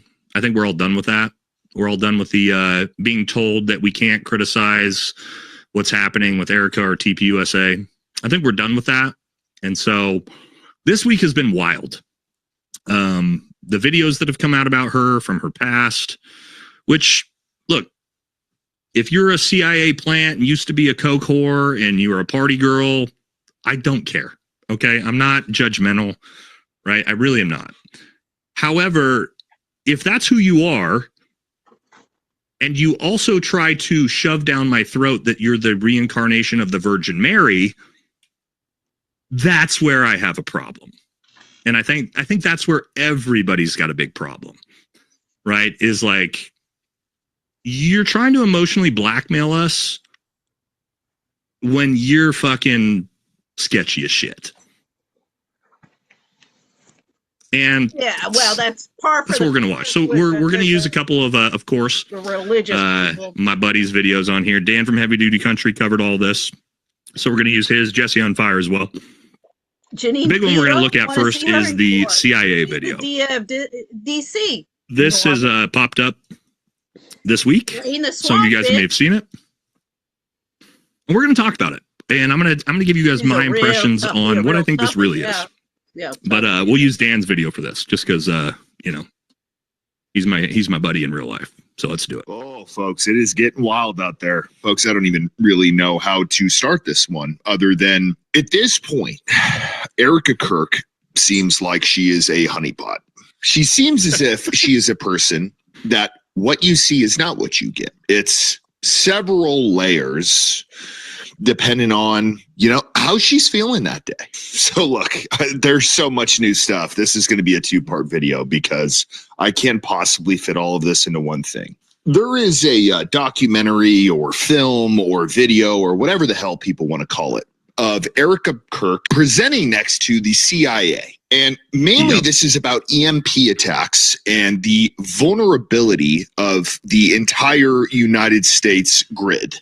Why the hell would she be presenting about that? Well, her parents were deeply involved with this kind of stuff. Let's just take a gander here. 1 being cyber, 2 being hackers, 3 being physical threats, 4th one is solar EMP, and the 5th one is man-made EMP. So the concern that we have is that we put out this critical information, and when we go over this risk analysis, they hear what we're saying, but they don't want to take action. Well, there are 18 critical infrastructures in the United States. Who is we when we put out this information? Is this the CIA? Because now the former head of the CIA is talking, and you had just talked. So what is your role here? The fuck is going on? States, food, water, transportation, communications, etc. All 17 of the others depend on electricity. All right, we're gonna stop for a second. Yeah, they cut off our electricity. We're going to talk about this. I'm telling everybody. Now, why the fuck is Erica Kirk in a essentially CIA Department of Defense video talking about the threats of modern warfare and EMPs? Why might that be a thing? Now, some people may think, oh, well, Erica Kirk, she's, you know, somehow deep involved in the CIA or fucking whatever. And that's not what I see here. What I see here is an actress. What I see here is someone's daughter who they decided, hey, let's you know, hey, our daughter is an actress. She's a theater kid, and we can use her as the face of this video.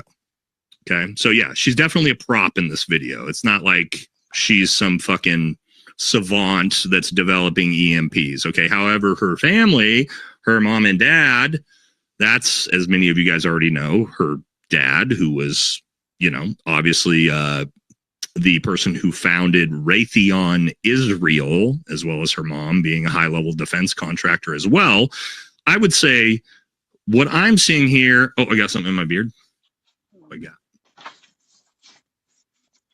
got it.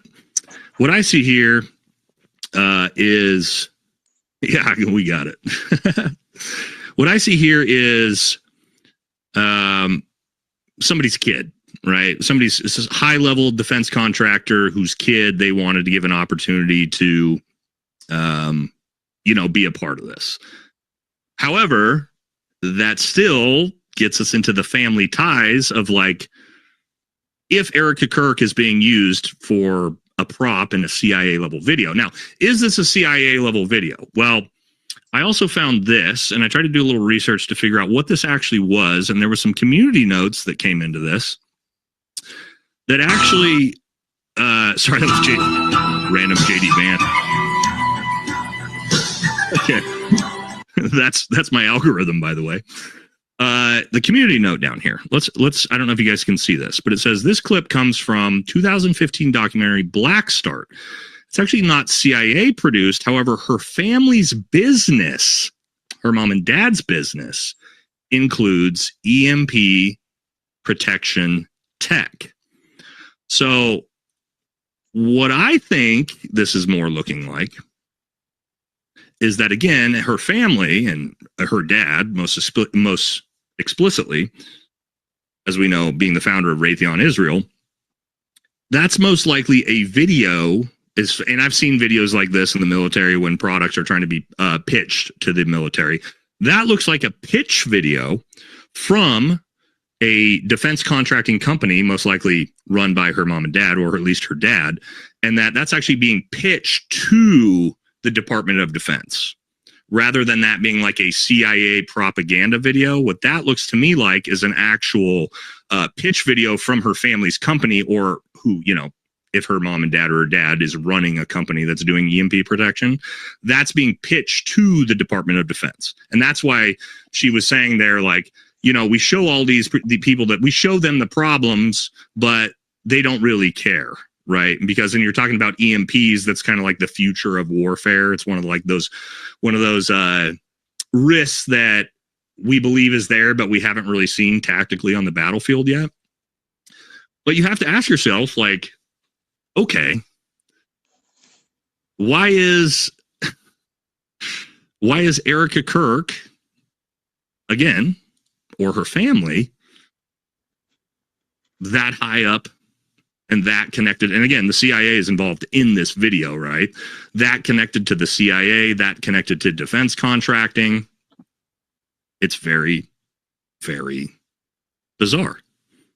When we then look at, like, again, because we're going to look at her whole backstory here and how that integrates into her persona, the persona that we're being fed, right? The persona that we're being fed is she's this trad wife, traditional wife, like, oh, this just good girl that doesn't know anything, and I'm just here to raise babies, and I met Charlie in Israel, and I don't know anything, right? And then Charlie gets shot in the face, and all of a sudden she becomes the CEO of Turning Point USA.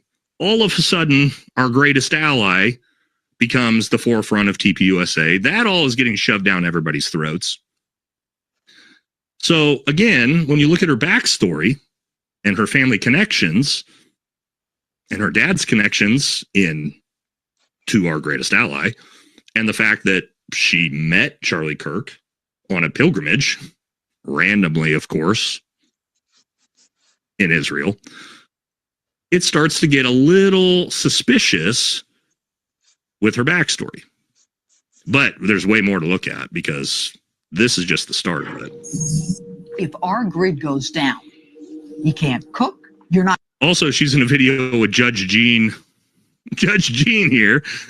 It's just some interesting characters that are all involved. And where Not they gonna are. heat anything. You can't run any of your medical supplies. Judge You can't Janine, talk on your phone. TV You can't take money out of a bank, and we Judge turn Janine. into total chaos. If this happens, the system stops. If a transformer is taken down, we have. So for a lot of people, that's true. A lot of people are not prepared for something like this. A lot of people have no clue what to do if their power goes. All right, hold on. Dan's about to pitch some ads. Sorry, Dan, but we're going to move forward. But again, to my point, she was the trad wife, right? Like the trad wife, the traditional wife. Nobody ever saw her. She's just there to keep her mouth shut and raise babies. And But now all of a sudden she's this purposely. feminist icon. That's the CEO of a company with the real backstory of the fact that her family is deeply tied to the CIA and intelligence networks in the military industrial complex. Okay. My opinion, it's one of the most sick things ever. What if somebody doesn't know that Charlie Kirk is dead? What if they haven't been following it? And then they see Charlie Kirk videos from the past, and then they see a post from his account, and they think he's alive. It's just, what the fuck, man? But check out this. Just feminism. Big feminism going on. I'll tell you right now, I had never heard of Erica Kirk ever before Charlie Kirk died. Neither had I. And I think we've done that poll. We're going to do that poll right now to see. Just, did you know who Erica Kirk was before Charlie died?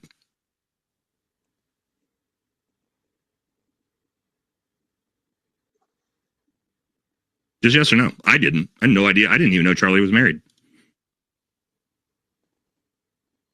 Not once. If you were to tell me, hey, who is Charlie married to? I would have no idea. I would probably guess Candace Owens before I guessed some blonde that apparently is, in with the Israeli government and the CIA. So here's what it says. This is great. I love feminism. Just a great opportunity to just join us at our Women's Leadership Summit 2026, curated for women of all ages who are cultivating wellness, clarity, and purposeful growth.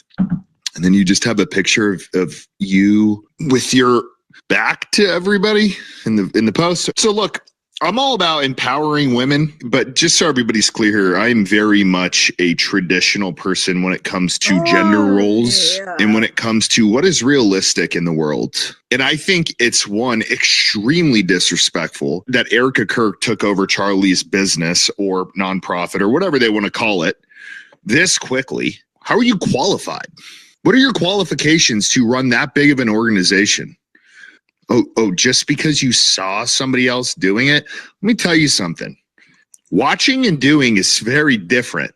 It's why there are very few people on the Yankees and there are a shitload of people in the stands. Erica should be in the stands. She should be mourning. She should be a mother. They never have to worry about money again. But now there's this play of like, she's talking about midterms.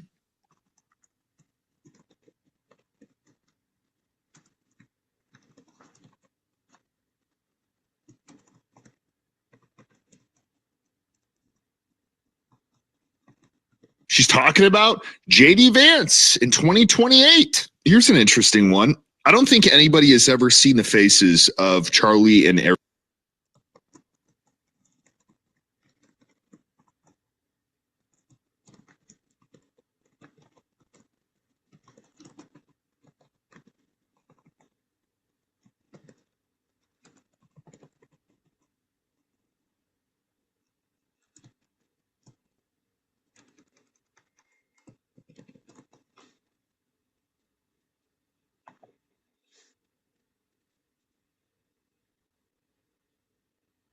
Well, something's going on with their audio.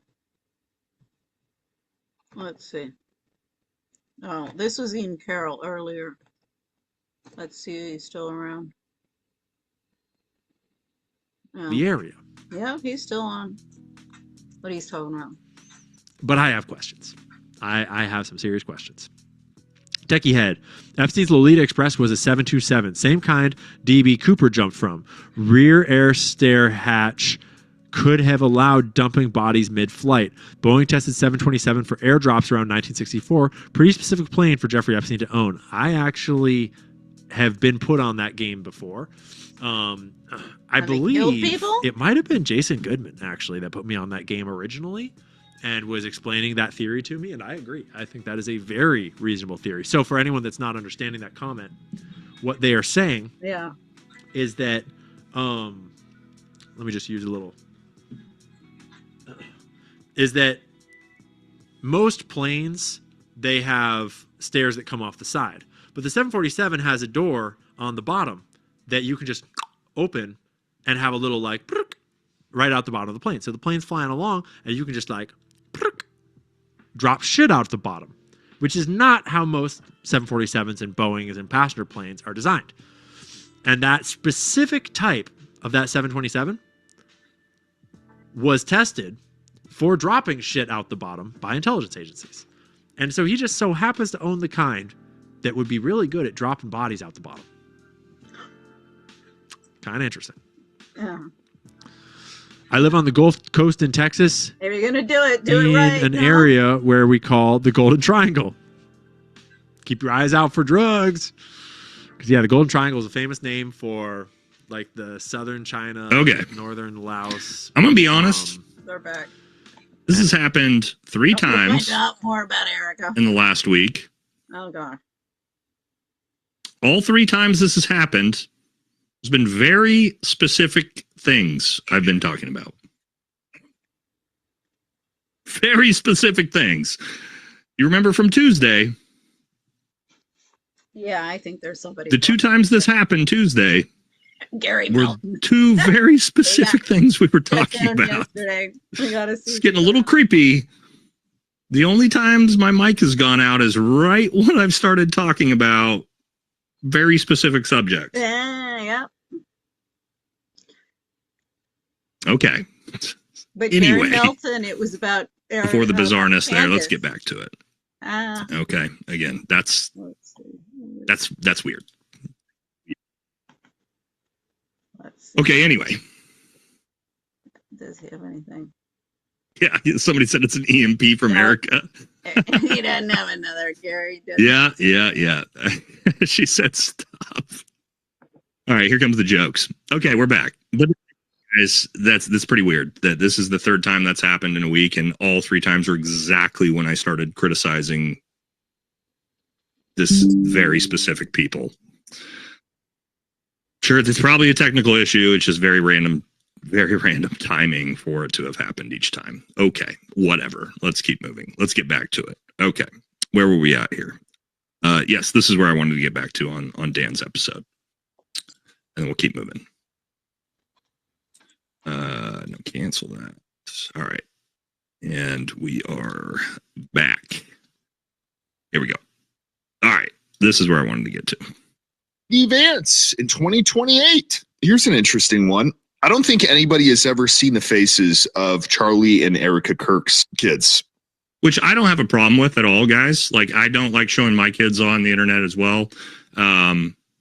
Hardly ever. I think I have maybe 1 or 2 pictures. If you go to my wife's Instagram, you can find it. So I don't have a problem with that necessarily. However, this is bizarre. Because this is, as Dan's going to show here, what is this? 8 months apart? But this is interesting. December 25th, 2024, and then September 9th, 2025. They got him on growth hormone or something. Yeah, this is weird. It's impressive. Where do I get some stuff like that? Y'all can ask my mom. I was a 12-pound baby. I was huge. Back in the time when they actually let babies get that big and didn't induce labor. When some people saw my frangible test, were like, holy cow, you're huge. You don't look that big on camera. I don't know what to tell you. But I was a big kid. I was 6'1", 200 as a freshman in high school. But this dude's going to be the biggest dude in the world. Set the record. I don't want to make fun of or even talk about things that people can't control. But there is something very, very weird with Erica Kirk's eyes. And while I'm talking about this, I have a sty on my eye right now. I talked about it the other day. We're gonna come back to the video, but to all my browsers reset when I restarted. Let's actually take a look at that. Because I actually have videos specifically on that, to Dan's point, fucking weird stuff. It's just more bizarreness. Okay. Again, sorry, I got to, here we go. Had to reset. We said our prayer and we asked the Lord to protect us. And we asked the Lord that his will be done. That's what we did.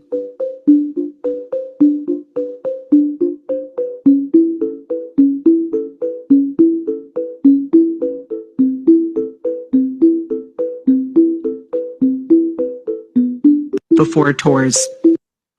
I mean, it's fucking creepy, dude. I'm sorry. That's not like for me to give grace would be like, well, she's a theater kid, right? She's an actress. She's being over the top. But like, Dude, her eyes, and like it's not just one clip, it's not just two clips. Like it's just like every time you watch her. Oh shit, I don't want to lose that one. Every time you watch her, to Dan's point, it's kind of fucking scary in a lot of ways. Let me tell y'all, just count your blessings, because I'm halfway about to just cut my eyelid off. We said our prayer and we asked the Lord to protect us. To the students, unable to understand really. Yes, I'll guard my words. I know a portion of where I sit today, which I'm very. And I was standing in the ticket line. We'll meet for dinner. No, of course. But we serve a just God. And I rest easy in knowing that He's sovereign, but He's just. And so let the Lord handle that. Can I have one thing? Can I have one thing?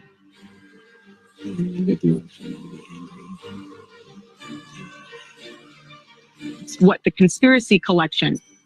Get it before Christmas. Like, rally the troops, burn the city down, march in the streets. And if God's merciful enough. Oh my God. Stop.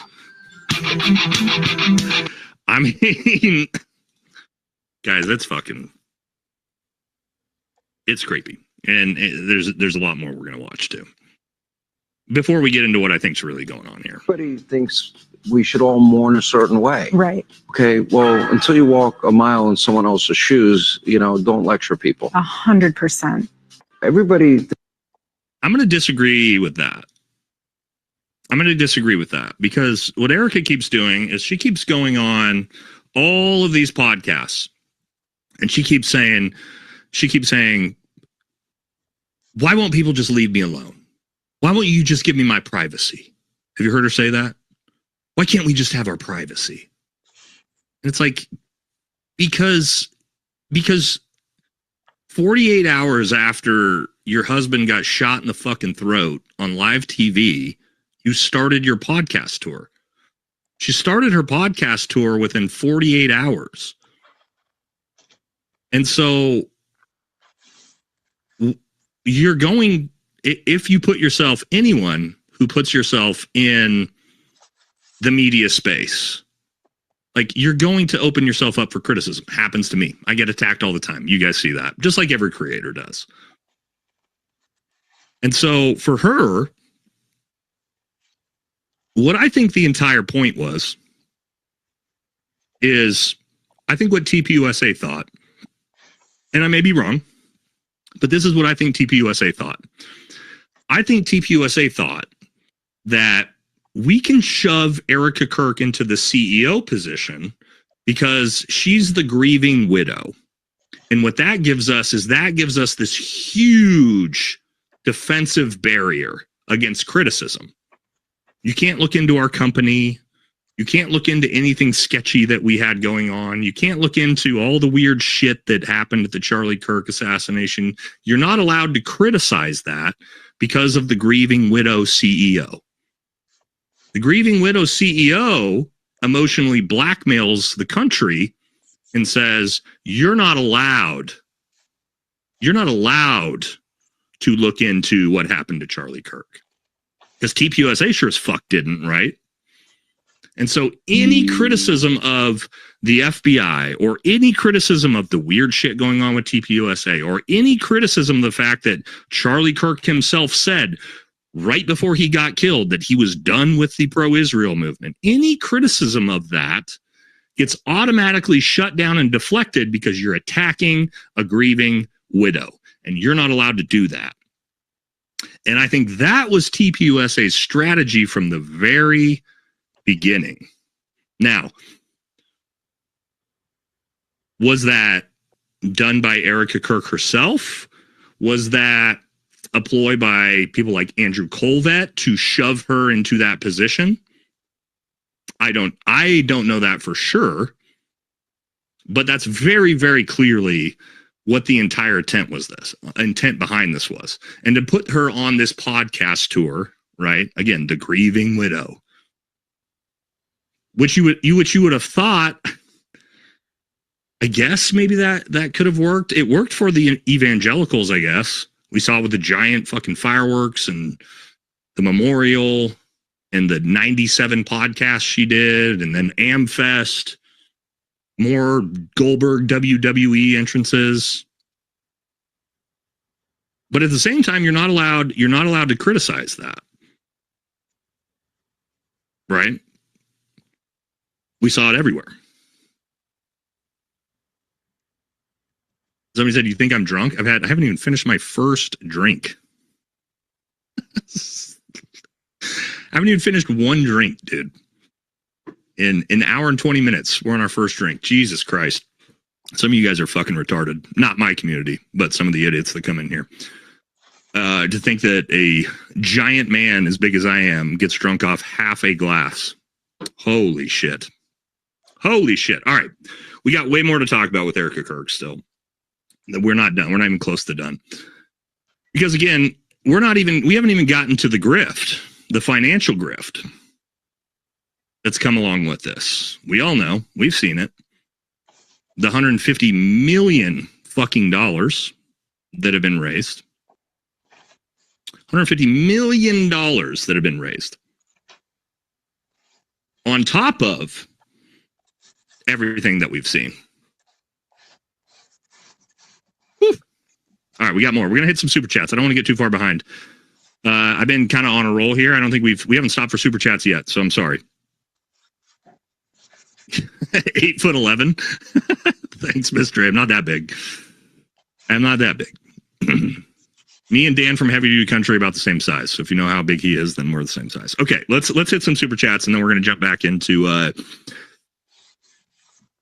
this shit's going to get real weird. It's going to get real weird. We're going to start talking about comments about doing coke and ex-boyfriends that supposedly don't exist, that exist, and banging athletes, and just a lot of again, I'm not here to judge.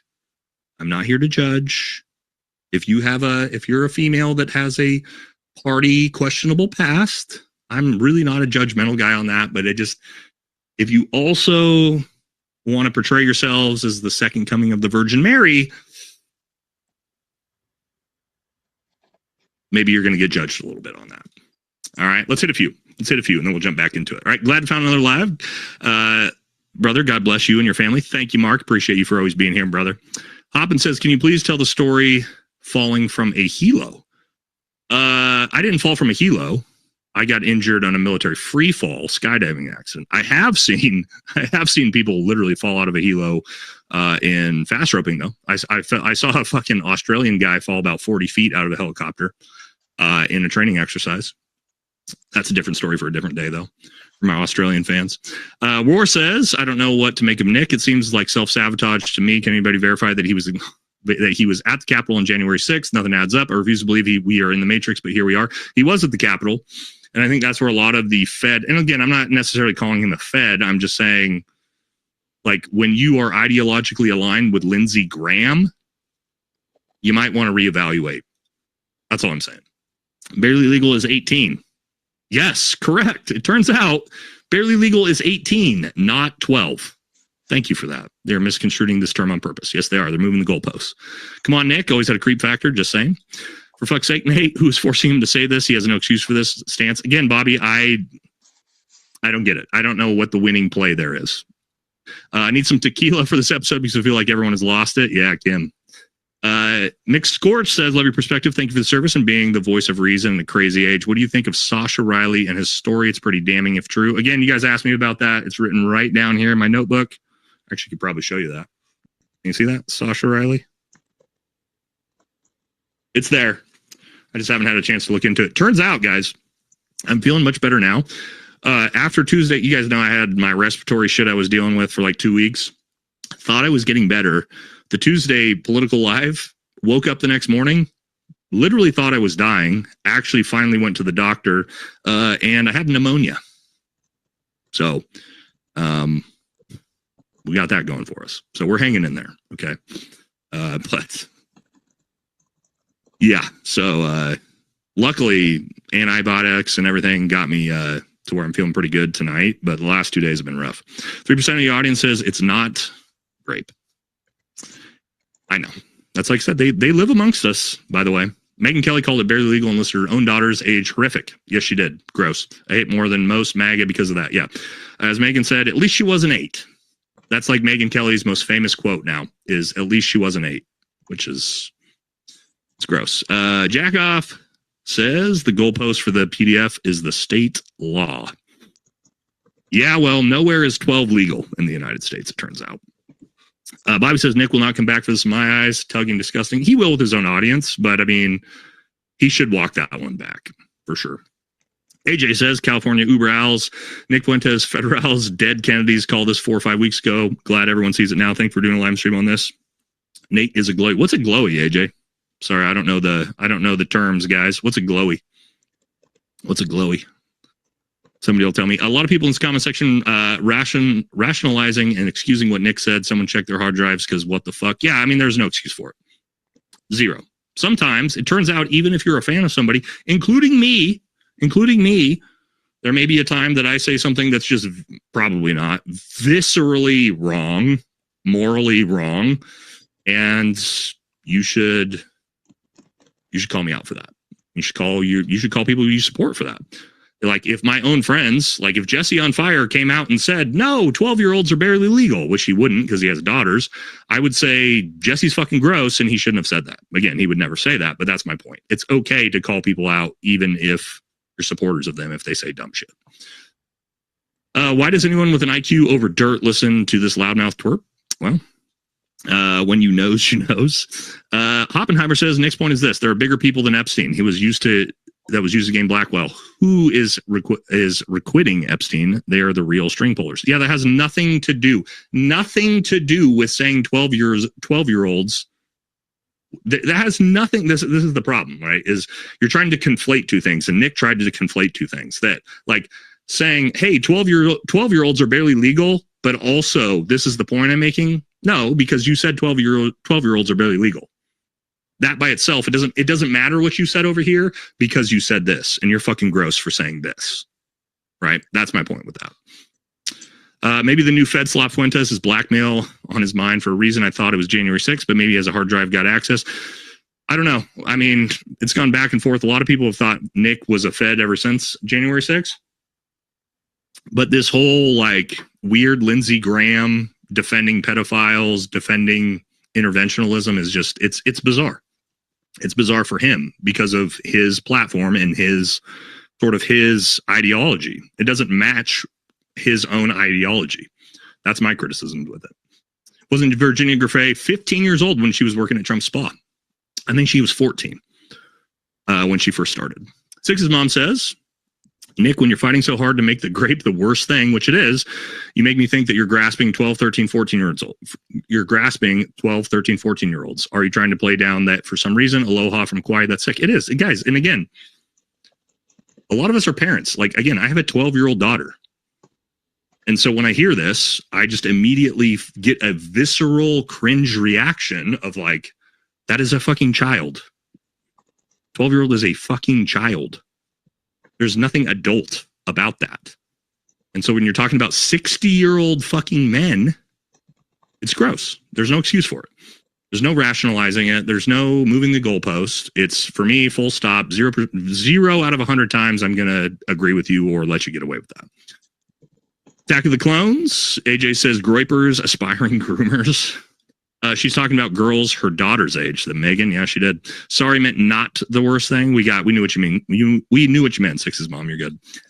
William Sasha Riley, Iraq vet and Trump's SA survivor. God bless the lost children. Trump is damned. Okay, so again, we got it written down. I am working on it. Lenoke, Arkansas. Aaron Spencer killed his daughter's predator. Now they're trying to prosecute him for it, so he's running for sheriffs. I haven't seen this story. I know there are a lot of stories like this.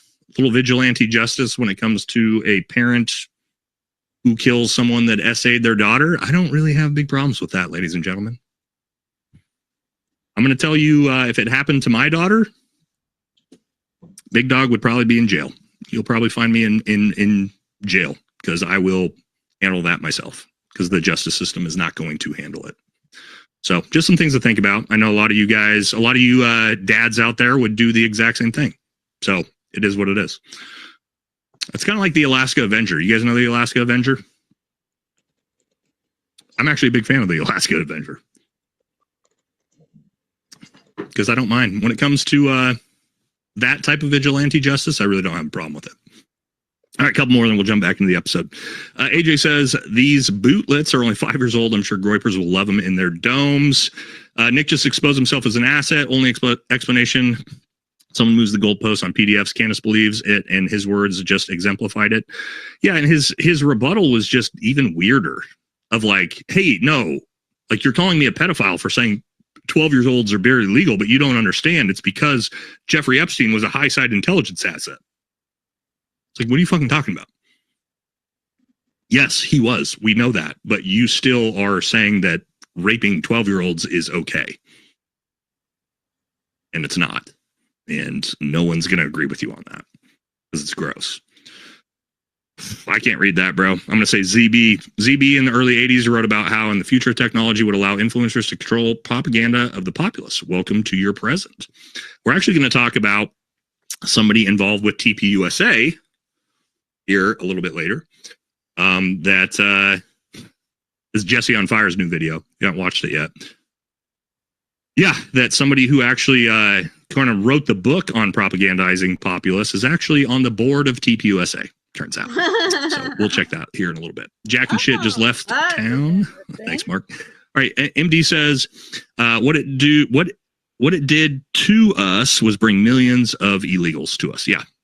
That's how interventionism works. And that's where the refugee crisis came from. I know a lot of people don't think about that, but at least the global war on terror refugee crisis. Just nobody says, how can someone claim to be pro-wood chipper all while pandering to Trump MAGA and the Shogun with all their content? Sorry, shit doesn't work like that. Trump hurt underage girls, and we all know.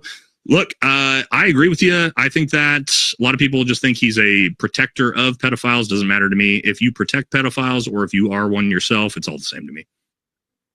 Well, you just straight wood chipper for all of you. Whether you did it yourself or you're covering up for them, it's all the same. 100%. Those black male politicians are still in our government writing and passing laws while being protected by Trump. We want their names. Yes, they are. And this is the entire point. Classy says, I am your friendly vet seal. Matt lives down the road from me. Same neighborhood. He's going to hate living here because my mission now is his misery. Okay, well. Good luck. Bobby says, what makes me angry are the ones who never laced up boots and set sail to protect this nation or keep world commerce free, cheer for conflict of war. Look, and here's the thing, man. Like, I'm not here to criticize people that did not join the military on things. I'm not. Like, I don't expect everybody to join the military and serve. We made those decisions ourselves. However, if you are going to do things like Matt Walsh did, which is call disabled veterans fraudsters and scam artists, and you also never served, that's when I'm going to step in and say, how about go fuck yourself, keep your fucking name, keep the veterans' names out of your mouth. If you've never served, then it's not your place to criticize veterans for the type of healthcare or the type of benefits they're getting. That type of thing. That's my take on it. But serve right? For who? You know what I mean? Serve. I don't know how you guys feel about it. All right, a couple more and then we're jumping back in. Americans. But great point, Bobby. Hey, Nate, great live tonight. Are you Ian Barron's still cool? Of course, man. Haven't heard anything from them in a while. No, I just haven't been doing that much content that's like in line with what they're doing. But yeah, Ian's the homie, man. Just talked to Ian, yesterday? Big fan of Barron. Yeah, we're all good, man. All good for sure. Those are my boys. And the lawyers would help. Especially Ian. Ian's my guy, man. Ian's been doing a lot of good content right now. So austere and different from the Charlie Kirk situation. Coase says all wars are banker wars. Venezuela is one of the only countries in the world that doesn't have a Rothschild-controlled central bank. And you know who else doesn't, it turns out? One of the, I believe there's 3 left that don't. Venezuela.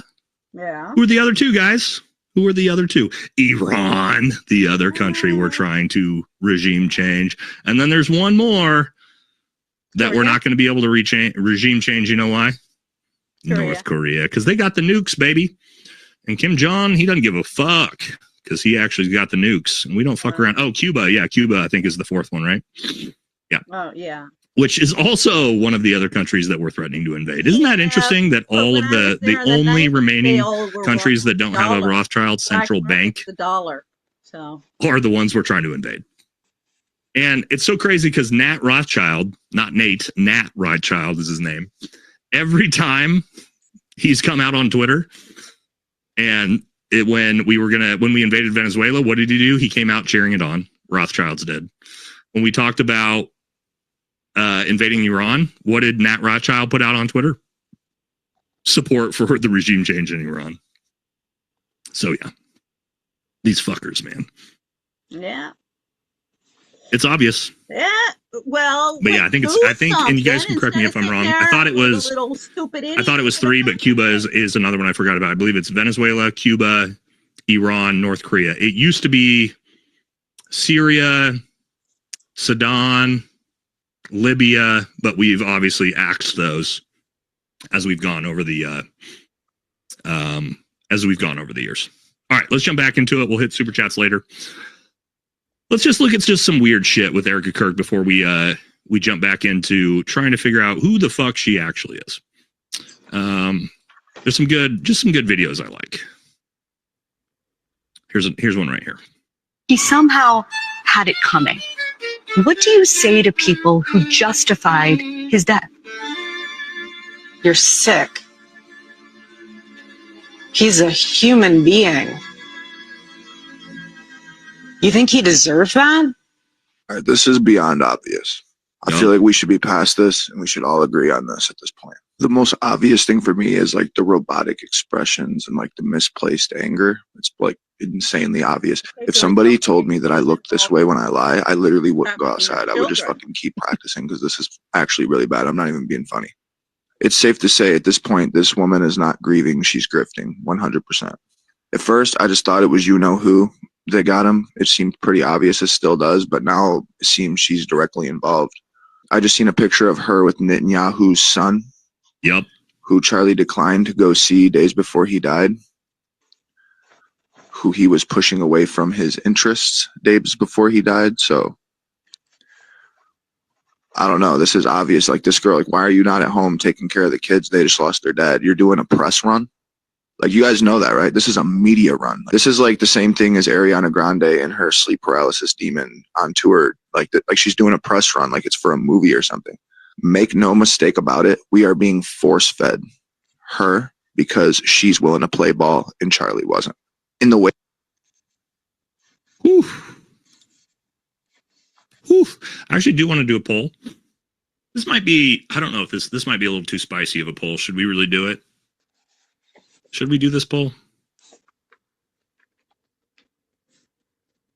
Oh, this might be a little too spicy. Are we going to get in trouble for this? Fuck. All right. We're going to do it anyway. Shit. Okay. Yeah, I knew he was going to say that. Wow, this is super spicy. Okay, go for it, buddy. Eesh. Okay, I'm just going to leave it at this. Involved. Okay. Free speech. We gotcha. We've never done this poll before. I don't know if anybody's done this poll before. But we're doing it. Was Erica involved? We're doing it. We're doing the poll. And this is the community. This isn't me. I don't even want to give my opinion on this one because it's so fucked up. But we'll let the chat decide. Okay. And as we talk about involved in the bizarreness, let's pull up a friend of the channel, Real Bays, here and show this clip again as well. Just weird shit going on. You know, just some weird shit. This was, again, right after, what was this? 12 hours after he was killed? Look at those hands. Look at images 4 and 5. How much bigger Charlie's hands are than Erica's. Then look at the hand sizes in 1, 2, and 3. This is what I was talking about earlier. This is exactly what I was talking about. Okay. You tell me. Shabbat shalom. Hold on, I gotta hear it again. Shabbat shalom. I'd always say, baby, I don't care what time you get home. Is anyone else surprised that Erica Kirk didn't care what time Charlie got home? Just saying. And you see the difference? We just listened to Charlie speak. It's inspiring. It was moving. Listening to him speak about Israel and about the Jewish religion made me fast for Yom Kippur. I don't get that feeling when I listen to Erica. Like, both things can be true. Both things can be true. I think. Yep. And I want to show you guys this because this really, really bothered me the first time I saw it. Just from the theatrics of it all. And this was, again, supposedly the day that she was brought onto the show for the first time. I just want you to watch her. Frank, but And think about this. We've all dated. We've had boyfriends and girlfriends, wives. I just want you to just, is this the way normal people act? Just normal people in a relationship. Let's take a look. Hello. I'm not going to be able to focus looking right at you. I'm just going to be staring at you. Hello. Wow. Ready, Terrell? Hold on. We're rolling? We're not. All right, you'll be switching? All right, I'll count it down. Wait. I'm kind of nervous, you guys. She's nervous, which is why we must get going. All right, we ready? No. Okay, 3, 2, 1. Hey, everybody. Welcome to this episode of The Charlie Kirk Show. You're going to have to do it again. Introduce yourself. Is that what you're going to say?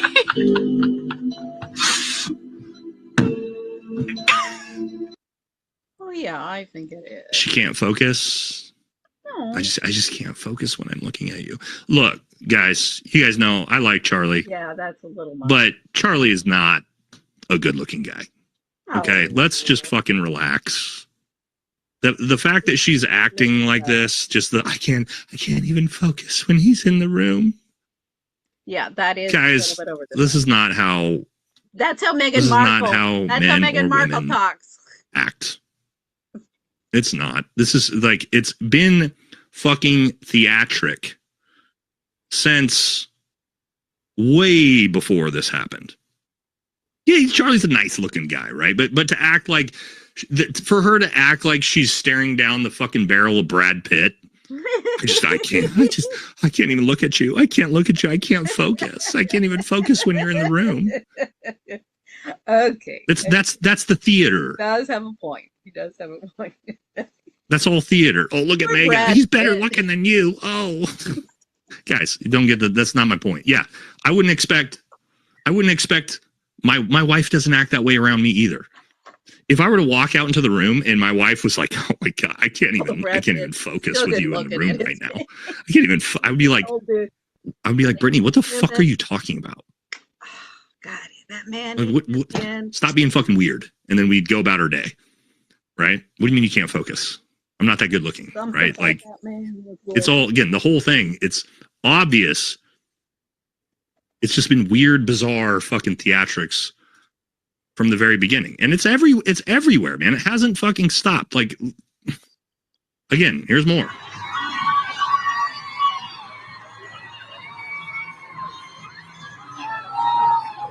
Some more. No, I'm not doing it.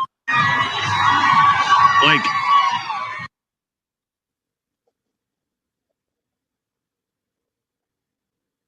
who all here is married? Who here is married? Chat, who here is married or has a long-term relationship? Divorce. For all of you who are married here, Long-term divorce. And what would you think if assholes in this town. 60 days after you got fucking assassinated, got shot in the throat on live TV, if your wife was on a podcast tour and fucking throwing merch out to crowds during WWII fireworks entrances? Like 60 days later. Would you guys, would that be normal? Would you not be turning in your grave? Like, what the fuck is this? Depends on the company you keep, my dear. Like, does anybody think any of this is normal? Yeah. Because I don't. But now we're gonna take it. We're gonna take a look back Par for the before we course. get into what I think Not normal all as of it this is sounds. really, really about. Because we're getting there. Oh, real quick. Also, if you guys didn't know this, apparently Erica Kirk actually broke a world record recently. Let's see what that was. Erica Kirk has officially set the world record for shortest flight in a private jet again. All right, so last week, Erica Kirk took a 3-mile private jet flight, and this week she took a flight that was only 2 miles. I feel like at this point she's watching my videos and trolling with us. We all know how much that woman loves screen time. The 2-mile flight she took this week was in Los Angeles, and it's actually the same exact flight Taylor Swift took. The reason Erica Kirk took this super short private jet flight is simply so she didn't have to sit in traffic. This 1-minute long private jet flight saving her from a 30-minute drive, which I can't even blame her. If she's saving 29 minutes with flying, that basically means that she has 29 more minutes on Fox News. It's not exactly clear on who was actually on this private jet flight, though a lot of people are speculating online that it could be JD Vance. And even though this flight is only 1 mile long, it's using over 180 gallons of fuel, and that translates to 2 tons of CO2 emissions, which is crazy when you realize the average person only uses 4 tons a year. Erica Kirk is doing that in 1 minute. And little lady, water. Let's a minute and 35-minute flight. A minute and 35-minute flight. Erica Kirk's out there breaking records, ladies and gentlemen. Yeah. Not breaking the records you would think would be good, but yes, taking 1 minute, 35-minute flights from airport to airport in Los Angeles, because that's what, you know, grieving widows are out doing. Again, what are we at? What are we at? 4 months since Charlie was killed? Anybody else think that's just kind of fucking bizarre? Also, where's all this money coming from? TPUSA? Nonprofit? Maybe it's from the GoFundMe that's raised, I don't know how many millions of dollars at this point. Which they got us. We donated the proceeds to one of the live streams the first week Charlie was killed. Which, you know, I don't regret that we did that. Looking back on it, I am like, wow. Not great, but at the time, you know, right after he got killed, we felt like it was a really nice thing to do. Now we feel a little bit scammed, I would say. But don't worry. Let's start taking a look at some of the other just bizarre clips. We're going to get back to one of Dan's videos. Of all the weird shit that Erica's got going on in her past, let's jump into it. And Erica Kirk's last name is Franzve. That sounds about as French as you can get. Not that that matters, but listen to this. Hi, I'm Erica Franzve, and today I have the honor of interviewing Tim Ralston, the survival expert on everything. My name is Erica Franzve, and we're going to be scouting around talking to all of the participants that are here for the conference. Guys, I'm Erica, your host today for The Buzz. I'm here with our gorgeous June girl crush, Jessica Alba. Hi, thank you for watching the Wobathon Live here on Wake Up.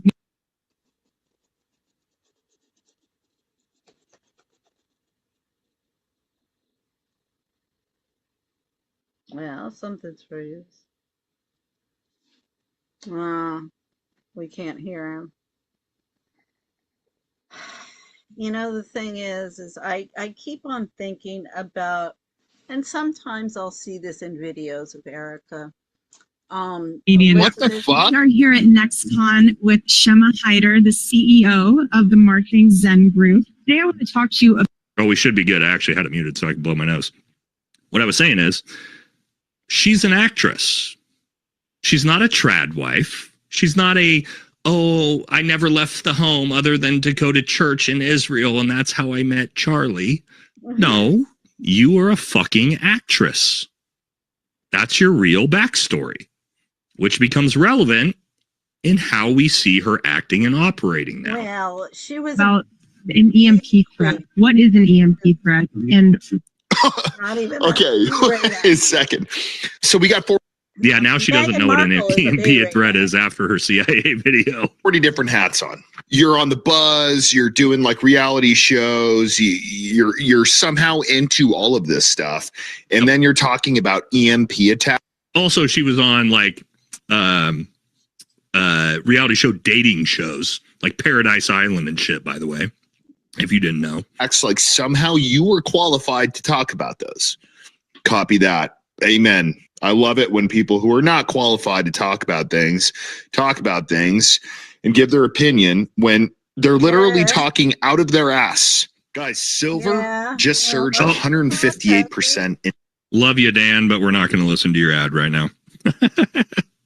Everything else in between. With all of this talk about survival and prepping for EMP attack, I want one of these. I want multiples of them. So where do I go to buy this box? And why do you think that we are not putting funding towards defense?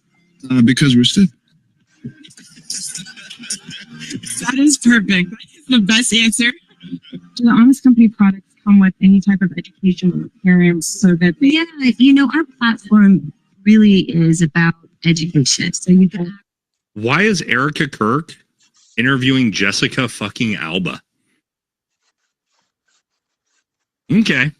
Actually walk something instead of reading those papers, like, I have no idea how to pronounce those. What is it? They're going to question you. They're going to say, why are you putting that extra work into your schoolwork? Why are you putting that extra work at the gym when everyone's left and you're still shooting free throws? Why are you doing this? Why are you doing that? That's noise. That is noise. Yeah, you tell them, girl. Buzz, I'm Erica. Well, this isn't something that is... What the fuck is this? Like, what is... Erica Franz Vey, the actress, right? We were told she was this trad wife. Charlie's trad wife that never did anything before she met Charlie. It's like, no, she was a fucking actress who was also tied to the CIA. We know that now. In Hollywood often. According to People magazine, the story is totally false. It is clear to say that Mr. Affleck is a man. Oh, good. So she's connected to Hollywood. That just really reassures me, all this stuff. It really does. Let's let her finish. Man of many traits. That's all for now. Make sure to keep checking back for more entertainment news. I'm sitting here with Dr. Peter Pry, and this is my second interview with you. So I'm so glad that you're back here sitting with me talking about EMP stuff. Well, thank you. What the fuck? Talking about EMP stuff, huh? Okay. So much for having me back. Oh, EMP again. Interview. Oh, thank you. And it was so awesome to have you at the gala event last night. We have been having an amazing time here at NextCon 16 with some incredible speakers ranging from Guy Kawasaki, Steve Wozniak, Thomas Gorney, Pat Waters, and so many more because of your activity on social media. She was everywhere. But she was Erica Franz Vey. And we didn't know. Yeah, hashtag NextCon16 was not only trending on Twitter, but we have raised nearly $17,000 that Nextiva will donate to a local Arizona nonprofit. That is absolutely incredible. Thank you so much for being here. You were amazing on stage. Thank you so much for having me. Pleasure to be here. You love the fact that technology is here and just in everything.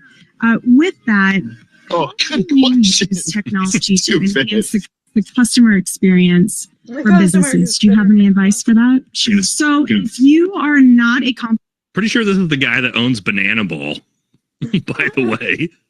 Person, and you're not really the person who will go outside of their box, how would you recommend or tell someone, this is how you get outside your box, this is how you stand out, this is how you become different with your company, with your business? What would you recommend? It's easy. I call it find your yellow tux, and it's the best version of yourself. And that is a wrap. It gets way worse. Way worse.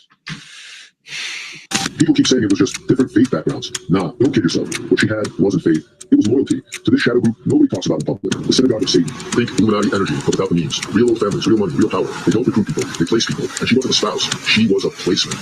When Charlie figured that out, dude was wrecked. He told me straight up he was getting ready to leave her. Divorce papers weren't maybe. They were coming. He finally realized his whole marriage was basically orchestrated. Like some dark force cast her into his life. And then, shocker, he's dead a few days later. And that's when the book changed. I'm telling you right now, the version they put out to the public, that is not the book he wrote. They rewrote whole sections. It's stuck in weird spiritual stuff you never believe in. They twisted the tone, the message, everything. It's a cover job, man. They're muddy waters so bad that people are...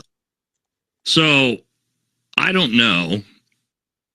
I don't know if what that person right there is saying is true, which is the fact that Erica was emplaced and that once Charlie figured that out, they were going to get a divorce, all that. What I will say, though, is what we do know is what Erica Kirk did with TPUSA after Charlie was killed. Yeah. And that was to try to rewrite Charlie's legacy. We have all seen that from start to finish. What has TPUSA tried to do from the first minute Charlie was killed? They tried to Shabbat Shalom, right? They tried to rewrite Charlie's legacy in that Charlie is just the biggest supporter and grifter for our greatest ally, and he never wavered once. And even though he turned down $100 million from our greatest ally, and the second that he was killed, 48 hours later, TPUSA then took that same cash injection into their company that Charlie turned down, right? They were, and she specifically has tried to rewrite her husband's legacy and what he really believed in. And we know that that's not true.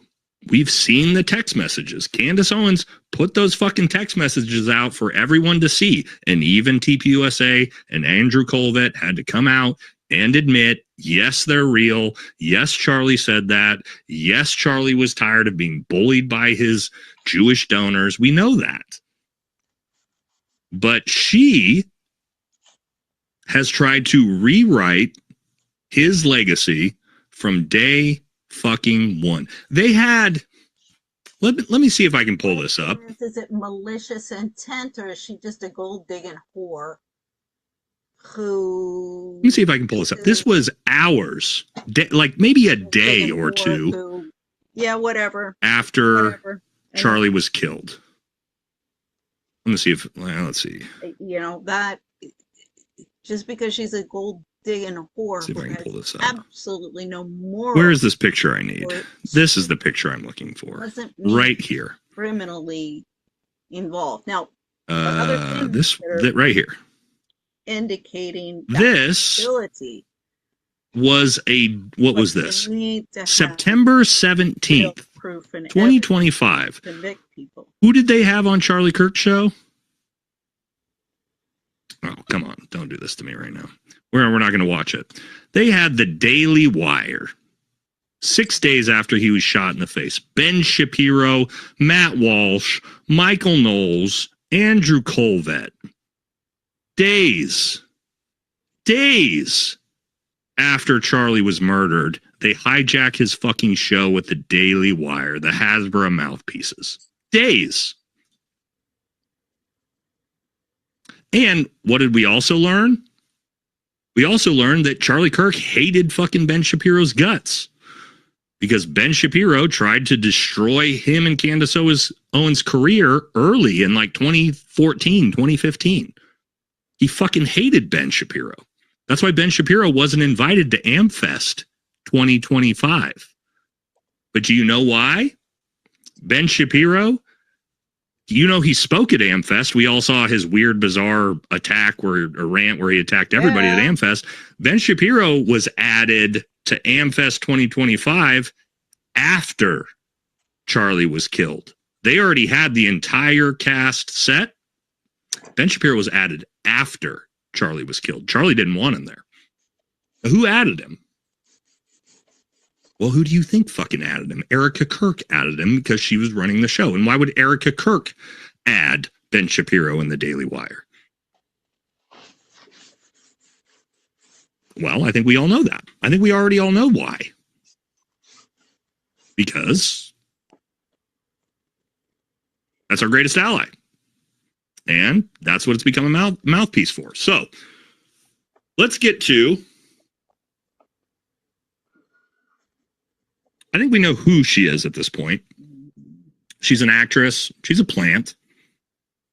I think we know she has deep connections to the military industrial complex, to the CIA, to our intelligence apparatuses through her mom and dad, through her networks. We know that. So what is her role now?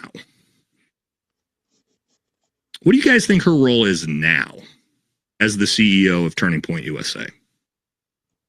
What's her entire job? What do you guys think? What's Erica Kirk's entire purpose now? Her entire fucking purpose is to be a MAGA, Israel first fucking mouthpiece. And to use TPUSA as a leverage point to do it. Now did she intend that before? That's it. Or is she just an opportunist? See, this is what I'm not. Some clips from some other people and some other creators. Oh, no, she's that agree with me, not the and I agree with them. No, There's Andy Frisella talking about what he thinks is going on. That one. This shit to the motherfucking bank.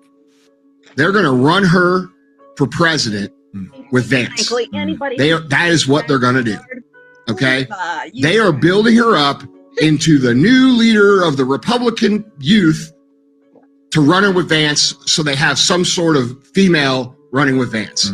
Yeah. And if you can't attack her now, you're definitely going to be able to attack her later. And dude, there's all these text messages that have Charlie saying, "Hey man, I'm really starting to have my doubts about what's going on with this Israel situation. They want me to do this and that. I'm not going to do those things." And then all of a sudden, he's gone and she's in. And to find out, when we started digging into these airplane things, these airplanes were following Charlie, they're following her. Right. So, I'm sorry if that upsets people, but dude, these are the fucking facts, bro. Take this shit to the motherfucker. Yep. Everybody's and so what I think, days, but with reason.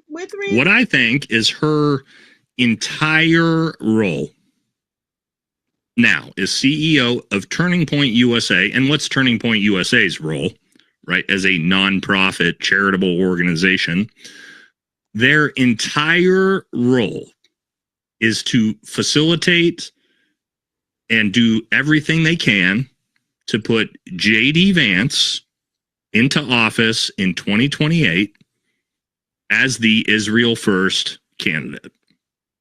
And they're going to use TPUSA and they're going to use Erica Kirk. Yeah, I agree. To push that message. And that's. And they're going to use Erica Kirk again, I think, as an emotional blackmail candidate, potentially as a vice president. I wouldn't be shocked to see J.D. Vance run with Erica Kirk as a VP. Yeah, perhaps. Because she becomes an unattackable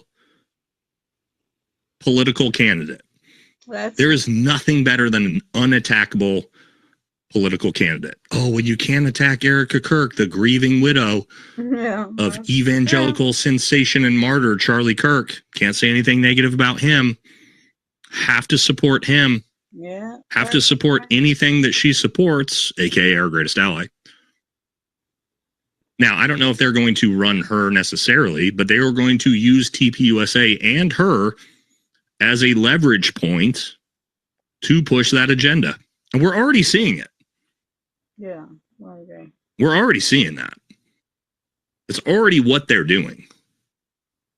Is it going to work? I don't know. We could probably do a poll on that. Let's see what the poll thought. Was Erica Kirk involved? Wow. That's rough, boys and girls. 91% said yes. Again, I'm not going to give my opinion because I don't want to get clipped and I don't want to get in trouble. But chat has decided, nearly a lot of people in here have decided that yes, they believe so. Let's see. Let's do Vance. Let's do this. Say Vance. They're creative E. about Kirk how they get away. Ticket 2028. Now, we could say this is either without saying things as a Vance president, Erica Kirk vice president, or see, that's what a social Vance president, Erica Kirk first lady. Since birth. Either one could work. Let me know what you guys think. But I do think that this is 100%. She is now essentially a political leverage point for MAGA, for J.D. Vance. for Palantir, for getting your ass, leaving your ass out. for the establishment. I that's what I see. I don't see anything else at this point that, like, the whole grieving widow thing is long gone. Yeah, I think everybody. And I believe I got something her talking about the midterms. Bye, ship. Yeah, here we go. It's like here's this right here. Like, and this is exactly to my point about what she really has going on. Like, why is she even talking about this? So yes, midterms, it might get a little messy, but we're ready for it and we're mission driven for it. And I hope that you'll be a part of it with us. Charlie. And so yes, midterms, it might get a little messy, but we're ready for it and we're mission driven for it. And I hope that you'll be a part of it with us. Your husband, at the point of this filming, just got shot in the face 90 days ago. 90 days ago from the point of this filming, your husband got shot in the face on live TV. And you're talking about the midterms? Really? That's your concern? The midterms? My concern would be my children at home. They don't have a father. Yeah. Not what are we going to do a year from now in 2026 in the Republican midterms. It's not good, guys. No. All right, we got one more thing to talk about with TPUSA. Erica Kirk, before we jump into talking about Lance Twiggs and Tyler Robinson. Jesse on Fire just dropped this video tonight, which is fucking crazy, talking about connections of TPUSA to Michael Aquino, if you didn't know, one of the lead Satanists in the United States history, being connected to TPUSA. If you haven't seen this episode, it's fantastic. We're going to watch a little bit of it together because Jesse just put this out, but it's fucking just more weird, gross stuff from TPUSA. Be true at once. Okay, so I'm going to show you that. But first, we're going to be looking at this, okay? Because in case you guys didn't hear, there is a new release 159 page. Okay, so Michael Aquino is a completely established, well-known Satanist that was a colonel in the military. He wrote Mind Wars. I've known all about this guy for years. And apparently, he has ties to, hang on. So Aquino, there is okay, check this out. Let me pause this real quick. Aquino co-authored the chilling 1980 paper Mind War with... I'm going to pause this real quick just to show you who this fucking guy is. So Michael Aquino, look at his eyebrows, by the way. Nothing more Satanist than the curled up eyebrows all the way to the top of the head. High priest in the Church of Satan. And yes, he was actually a specialist in psychological warfare and military intelligence officer in the United States Army as one of America's leading Satanists. And so that's who Jesse's talking about. And yes, being directly connected to TPUSA. And yeah, this is not made up. This is actually true, which is fucking weird. Major General Paul Vallely. Okay. That is like Mind War is one of the most well-known like documents, like at least in the public that looks at all of this stuff. It's the blueprint for psychological warfare on a population. And we read about this in Army Special Forces and unconventional warfare. This exact thing. Using psychological operations on populations when we overthrow governments. So yes, this is a real thing. I've read it. And he co-wrote it with Michael Vallely, all right? And I'm sorry, Paul Vallely. And apparently, it's about win wars without bullets. Like, that's why it's very much like you read it, you're all, I don't really get, like, why is this a bad thing? But it's about dominating minds without having to kill the whole population. Okay. Yeah. So Vallely, still active, pushes Mind War as non-lethal influence, but it's straight up brainwashing. Candace exposed how this doctrine ties military and satanic ops infiltrating Christian fronts to shape narratives, hide scandals, and control the masses. Okay. Vallely, the co-author of Mind Wars, is on the TPUSA's advisory council. Let's reinforce what Jesse just said. The co-author. So one of the leading psychological operation and control mechanisms for populaces, the co-author to that book is on TPUSA's advisory fucking council. Why the fuck would TPUSA, an evangelical nonprofit, have this fucking guy on their advisory board? Yeah. I don't know.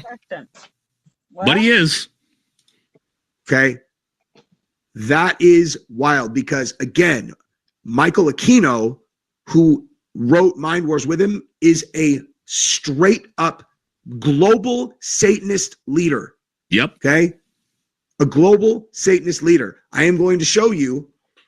So I'll show you one of his interviews right now.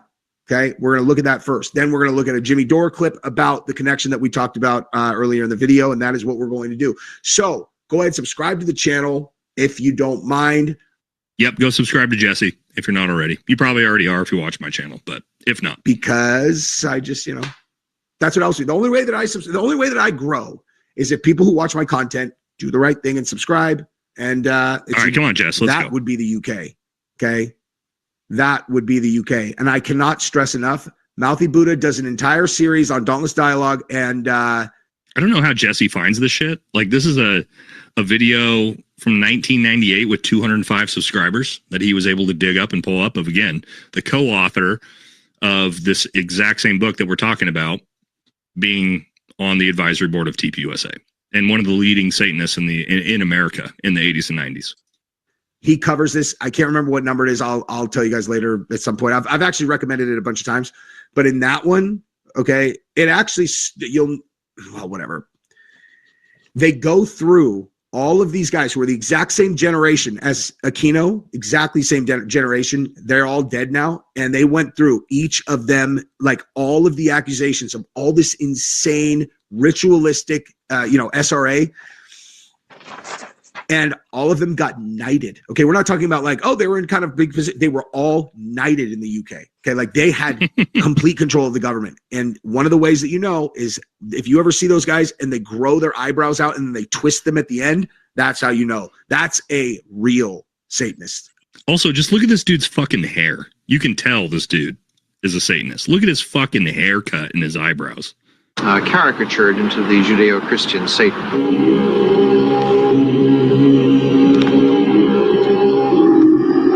High priest of the Church of Satan. When you perform rituals, what exactly do you wear? We normally wear black robes with hoods and the pentagram of Set medallion that you see here. We may wear specialized accoutrements depending upon the style of ritual that we are using. If it's old Germanic, it may be appropriate costume there. If it is American Indian or Mayan or some other background or Egyptian, we would wear appropriate costumes there. We are a religion of practicing magicians, and each and every individual in a ritual is directly involved with it. Many people may come to us with a very distorted idea of what Satanism or what they believe to be devil worship is. If they come to us seeking simply a glorified sex club, or some sort of a lawless organization, then they'll be disappointed because we aren't that. He's like, listen, we don't just like, have sex to have sex. When we do it, we're trying to birth the Antichrist. Okay. Yep. Yeah. There's a lot more to it. But listen, if we do feel like, having sex, we obviously have props for that kind of thing. What kind of props? He's all baby. Jesse on fire. Is it true? All right. So, point with this being, again, the co-author that wrote the book on psychological operations with Aquino, one of the world's leading Satanists, is on the advisory board of Turning Point USA. Anybody find that fucking weird? An evangelical nonprofit being advised by one of the world's leading Satanists? I don't know. Seems like a little bit of fucking conflict of interest there, maybe. And again, this is real stuff. I mean, it's on Wikipedia that you can just pull up and we can all look at ourselves. Fucking Again, the TPUSA, the nonprofit that Erica Kirk is the CEO of. And it gets a little bit even more bizarre. If you think about Mikey McCoy's weirdo dad, Pastor McCoy, right? We all know Pastor McCoy, part of TPUSA. Also, huge background as a military psychological operations officer. In this Christian organization. Why does Turning Point USA have multiple, and again, this is coming from a guy who was in Army Special Forces. I'm very well versed in psychological operations, but my point is, why does Turning Point USA, a evangelical nonprofit whose whole purpose is bringing young people to Christ and registering voters, right? That's Turning Point USA's whole spiel. Why do they have multiple high-level military officers with backgrounds in psychological operations And Satanists on their advisory board? Anybody in the chat want to fill me in on, it's not just one, but also multiple who are also connected to, again, some of the world's leading Satanists as well? Just an innocent coincidence. Anybody got an answer for this? This is probably the best. The best comment is probably something along these lines. But it's pretty fucking creepy when we start looking at all of this. And again, I don't even know what I'm accusing anybody of. I'm not accusing anybody of anything. I'm just saying, I don't understand why an evangelical nonprofit is deeply connected to multiple high-level psychological operation military officers and Satanists. Yeah. That doesn't really make a whole lot of sense to me. And again, let's think about, this is Charlie Kirk's company that he built. Charlie Kirk built TPUSA. Do we think, and maybe Charlie Kirk was the one who put all these people in place? I don't know. But it is super fucking bizarre that all of this is happening. And since Charlie was killed, we're getting TPUSA shoving this our greatest ally first nonsense down our throats from every fucking angle possible, which Charlie didn't do. So, again, I don't have all the answers, but it does feel very, very propagandish, very, I don't know. What's the words we're looking for? It all feels very, with TPUSA, Erica Kirk, everything we're seeing.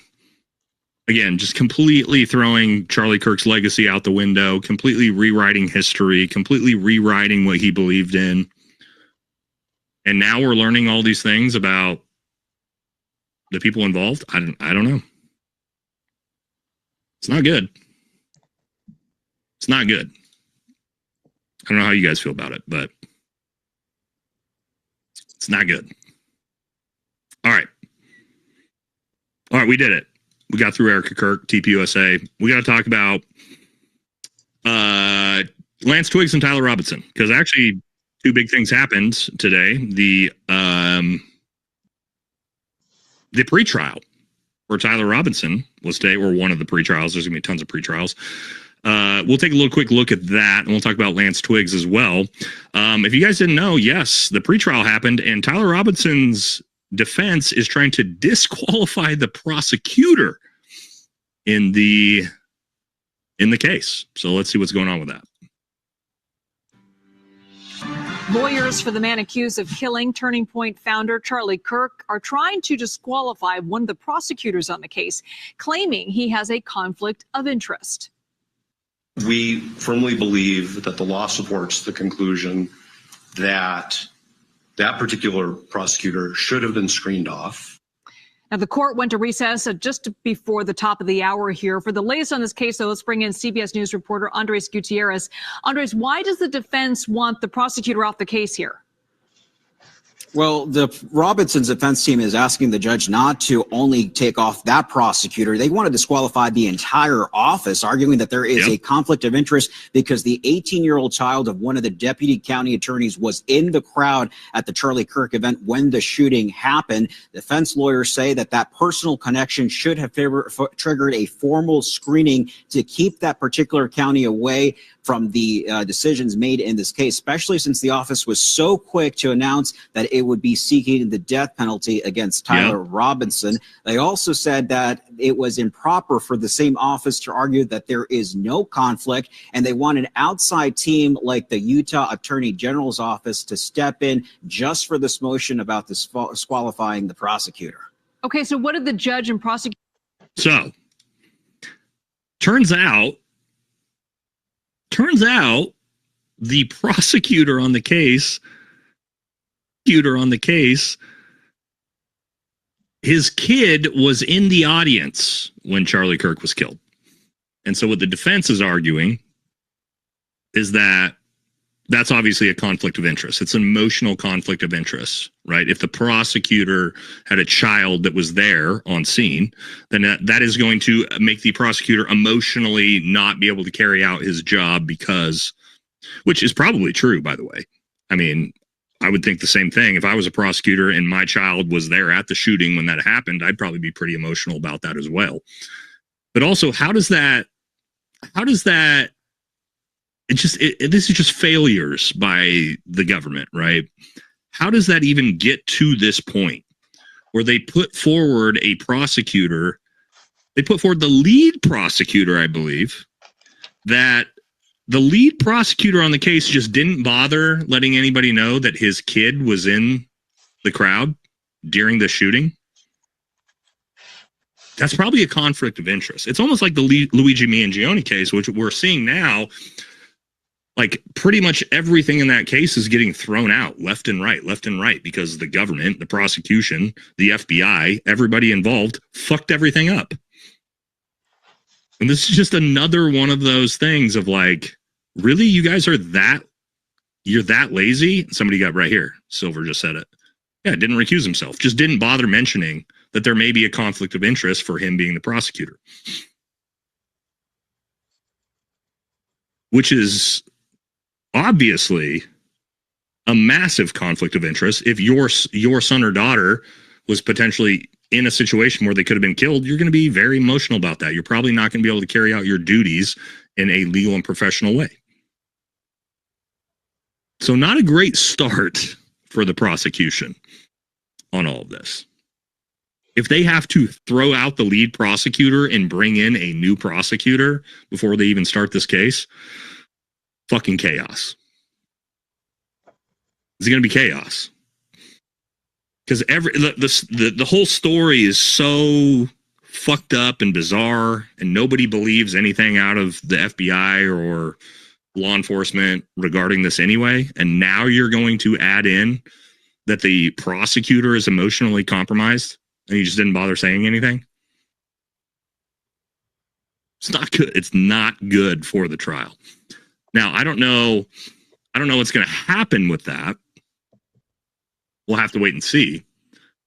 But also bizarrely, we all know Lance Twiggs, who I still firmly believe is probably more suspicious to me than fucking Tyler Robinson is apparently one of his family members came out and had some things to say. You know, Lance Twiggs, the transferee boyfriend who disappeared out of nowhere. Apparently he was in FBI custody this entire, he or she or whatever the fuck he wants to be called. Sorry. I don't want to misgender Lance Twiggs. But let's see what his family member had to say here. This just came out. Super smart. I mean, Lance was, I do know that. And I remember, you know, he was a, I don't know, concert pianist. Like his talent for piano music was off the charts. Like not, not normal. It was very impressive. And that's kind of what I've heard about Tyler, is that he was just so smart and it's just a shame that these kids that had so much potential and such a bright future. What do you think changed? I don't, and then being as antisocial as they were, from my understanding of, playing these games and being a part of this Discord group, it just, they didn't seem like they were in a real world. There's text messages between Tyler and Lance where they're texting after the event. A lot of people find them unusual. The world that they were in, like this gaming world, like that was a normal way that they kind of spoke, that this wasn't an abnormal, the way they spoke wasn't abnormal. There have been a lot of questions about where Lance is now, whether he's in the FBI protection program. It's been a big mystery. He kind of has disappeared. Yeah, my understanding was for the first few weeks, because there were so many threats against his family that and him, that they had, my understanding is they did have a little bit of FBI detail, and they kind of moved around a little bit, but they're not anymore. He's with his family. Will he still cooperate with the investigation, from what you know? I don't know. When I first found out about how he was taken in and talked to by the police, I know that they said that he was very cooperative, but they had to go get him and bring him in. He didn't voluntarily go in and say, "Hey, I heard about this and I have some knowledge." He had to go in. Then he handed things over when they asked for him, but he didn't give up any information until he had to. Huh. So the FBI,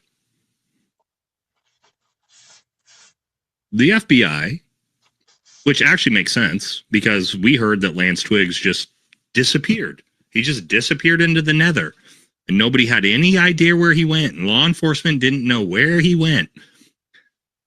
Actually makes 100% more sense that he was in FBI protective custody as a witness. That actually does make sense. However, with what we know about Lance Twiggs and his character profile and his background, his schizophrenia and all these different things, what that tells me is that the FBI had access to Lance Twiggs this entire time.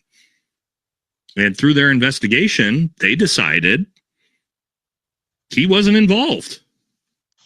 And now they've just let him go.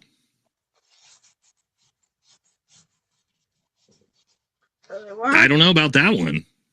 Seems like he's, to me, Lance has always felt like one of the biggest suspects. I think he's 100% involved. There's no fucking way, if Tyler Robinson is involved, that Lance Twiggs wasn't involved. There is no way that he wasn't involved. I don't know how you guys feel. Let's do a poll. But the fact that if that's true, and again, we don't know if that's true. We don't know if this is, it could be anybody who's saying this, but we're going under the assumption that's true. What do you guys think? Because the FBI's just let him go. And they're like, nope, Lance Twiggs is good. Just Tyler Robinson. Tyler Robinson acted on his own, lone gunman shooter. His trans furry boyfriend had no idea that he decided to drive down to UVU to take out Charlie Kirk. He had no help, even though all the people on Discord knew that he was going to do it and people were talking about it on Twitter beforehand. Nope. His boyfriend had no idea. So we're going to do a poll here.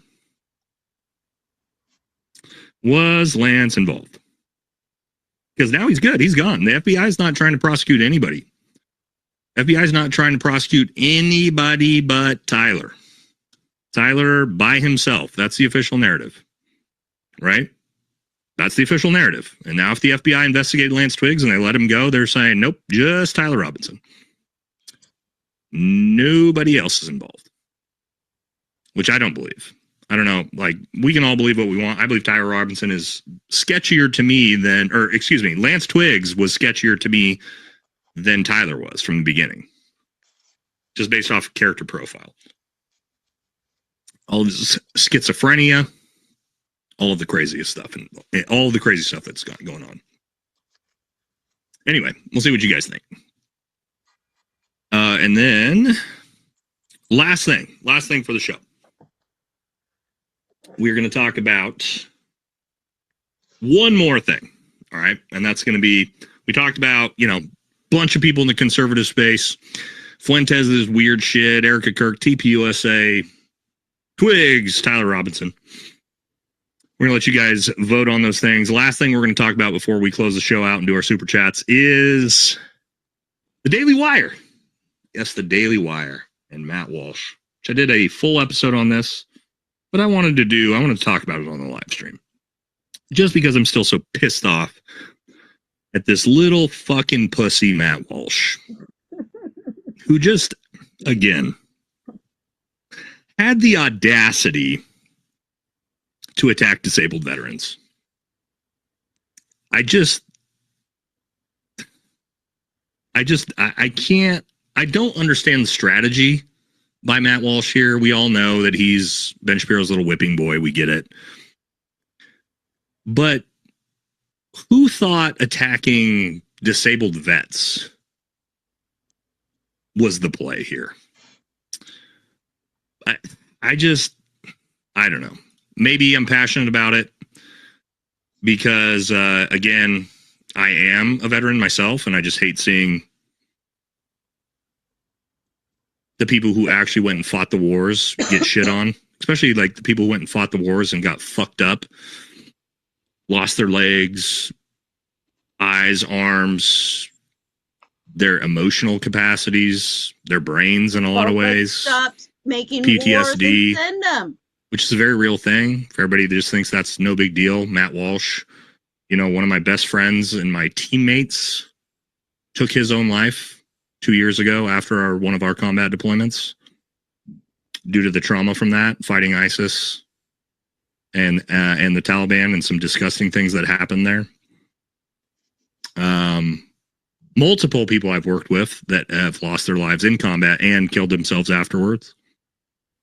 And to see someone like Matt Walsh come out and attack disabled combat veterans. But what did you do to Mitch Snow? Excuse me? Excuse me? It's not easy for me. Not easy for me to listen to. But we're going to listen to it together because he decided to yap his fucking mouth about it. So let's do it as we end the show. As the point of contact for 47, you can't pretend. Yes, their average was running for the Democrat. Here we go. A lot of fraud. In some cases, they're helping Somalis while lining their own pockets. In many other cases. And the whole point of his episode here was that disabled veterans, because he started the episode off doing Somali fraud and then transitions to actually, it's not Somali daycare owners that are committing the most fraud in this country. It's disabled combat veterans. They're simply helping themselves. So take, for example, the curious case of Graham Plattner, who's running for the Democrat Party's nomination for U.S. Senate in Maine. And Plattner is best known as the guy with the Nazi tattoo who's supposed. No, Graham Plattner on this show is best known as the guy who is a 4-time combat tour to Iraq and Afghanistan global war on terror veteran Marine, who we're actually very supportive of on this channel. That's actually how we know him. Very America First and all of his policies, by the way, $0 from AIPAC. And just because he's a Democrat doesn't mean we're not going to support him. But let's see what Matt Walsh has to say about Graham. He didn't realize it was a Nazi tattoo. But what's interesting about Plattner is not the tattoo. What's interesting about him is that as of now, he has a disability rating of 100% from the Department of Veterans Affairs, which stems from his deployment to Afghanistan and Iraq. 4 combat deployments to Afghanistan and Iraq, by the way, Matt. Now, publicly, Plattner has said that these benefits amount to roughly $5,000 a month or about $60,000 a year. Now, wait a minute, you might say. 100% disability. How can someone who is 100% disabled to the point that they receive a substantial amount of cash every year from the taxpayer possibly serve as a U.S. senator? Okay, here we go.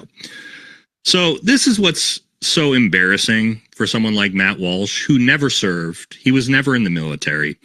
And Matt's dumb fucking ass as a journalist, right? Isn't Matt Walsh a journalist? Isn't that what he would call himself? A journalist?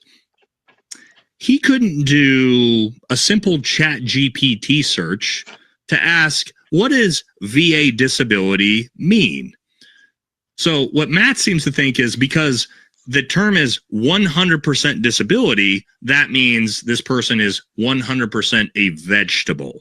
But that's not what VA disability means. What VA disability means, 100%, all that means is the veteran is eligible for 100% of the maximum allotted benefits based off of the amount of damage to the service member's body, brain, and psychology.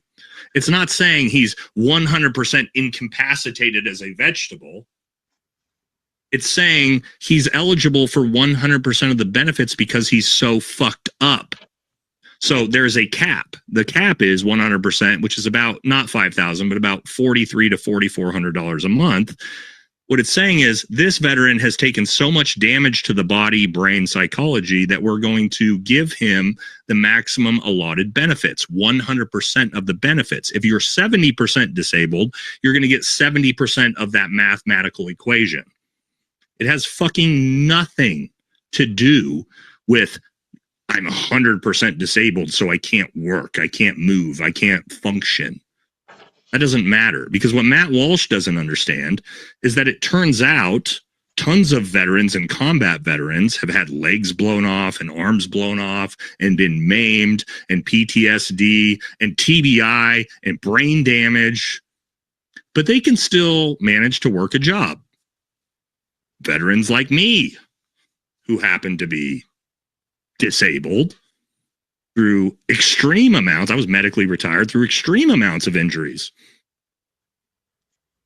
We get compensated for the fact that we'll never be able to go snowboarding with my 12-year-old daughter ever again because of my 4 knee surgeries and 2 back surgeries. And I haven't seen my son. We get compensated for the fact of people like my dad and his generation in Vietnam. Was anybody compensated? That all died at 50 to 60 years old from Agent Orange poisoning and fucking cancer. And I haven't seen my kids because of military. You're getting compensated for all of the damage that was done to you in the line of duty, most of which in war, in combat. Yeah, that's what you're being, the veteran, the disabled veteran, who have been fighting is being compensated for. Scumbag pedophiles for decades and decades and decades. And that seems like a pretty normal thing, right? If we're going to be the country, the United States, particularly when you treat that's going to go fight the forever wars, they're scum. Send our sons and daughters to go die and get maimed in foreign conflicts. Maybe we should take care of them after. Or maybe we should stop sending them. Matt acting like a disabled veteran receiving $4,300 a month. That's massive fraud. Again, some of these veterans who served entire fucking careers. Graham Plattner, by the way, who he's bitching about, again, serving 4 combat deployments during the height killing innocent civil of Iraq civilian in the early 2000s.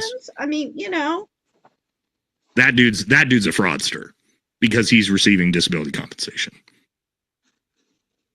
Really? And here's what's the grossest part about Matt Walsh is Matt Walsh supports sending $40 billion last year to the IDF so that the IDF and their families can have free health care, free education, and veteran benefits. Did you know that? Did you know that you, the American taxpayer, pay for the IDF's veterans benefits? Did you know that? Because you do. Matt Walsh is fine with that. But when it comes to Americans and American veterans, that's when Matt Walsh says, nah, fuck you. Fuck you, veterans, fraudsters. If you can manage to work a job, like, I don't know, who's in the Senate? Tammy Duckworth, who is a Democrat. You might not agree with her, but is she serving in the Senate with both her fucking legs blown off, by the way? I don't know. I personally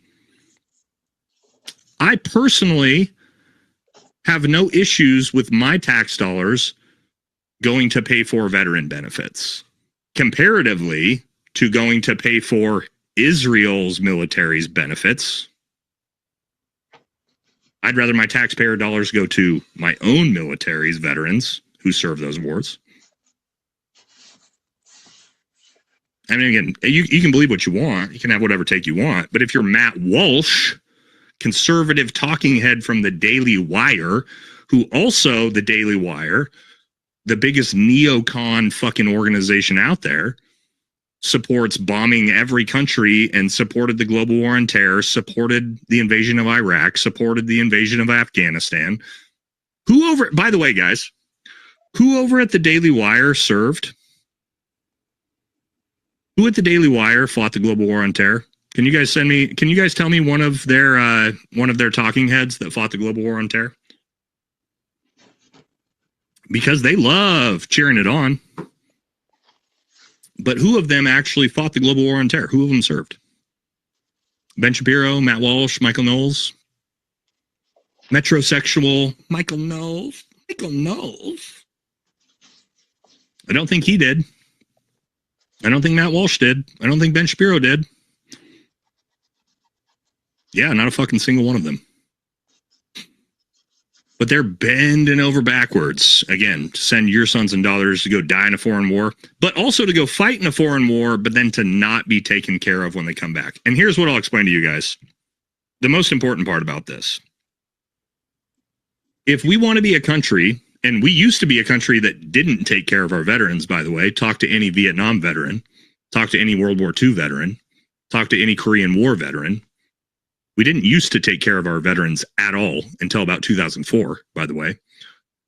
If we want to be a country that sends our sons and daughters to go die in wars nonstop, what do you think is going to happen if we did what Matt Walsh wanted, to where we don't take care of veterans after they get home? Well, guess what? Nobody's going to sign up for the fucking military anymore because they know they're going to go get their legs blown off in a foreign conflict. And when they come home, their country's not going to take care of them. So why would you serve?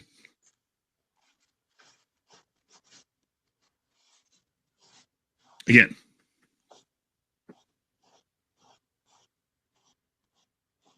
I try not to get too worked up about this, but attacking combat veterans, not great. Not great. The good news out of this whole thing is that we're going to have Graham Plattner on the show. Hear it about, not this next week because I'm going to be at SHOT Show at the Gundy's Awards, but probably the following week. Graham's going to come on the show. We're going to have our Tuesday Political Live. Graham's going to come on. We're going to shoot the shit. And Graham's going to come on. We're going to platform him and we're going to let him talk about whatever he wants, because Graham's the fucking man. And fuck Matt Walsh. So, hey, Matt Walsh, you attacked Graham Plattner, and guess what? Now Graham's going to come on the show, bigger than yours, and we're going to have a good conversation. Because that's how this works. Because we're going to actually support our fellow veterans. I don't care if Graham's a Democrat, doesn't matter to me, I'm an independent. Because he's America first. So that's what we're going to do. So not this week, hopefully the following week. We got to work our schedules out together. But yeah. So that's the positive notes, which I'm actually stoked for because I'm a big fan of Graham. And yeah, we're going to bring him on. Anyway, okay. A little bit of a rant. Try not to get too worked up, but my God. My God, get Matt too. You could probably do that. Probably do that. All right. We did it. A little bit of a rant at the end. Good show. Good show, I think, so far. We are now going to, this is, Briscoe says, no more than a few raging alcoholics who are Vietnam vets, great fighting, some hard demons. Yeah, because we didn't take care of them. You guys know, I want to tell you this. My dad.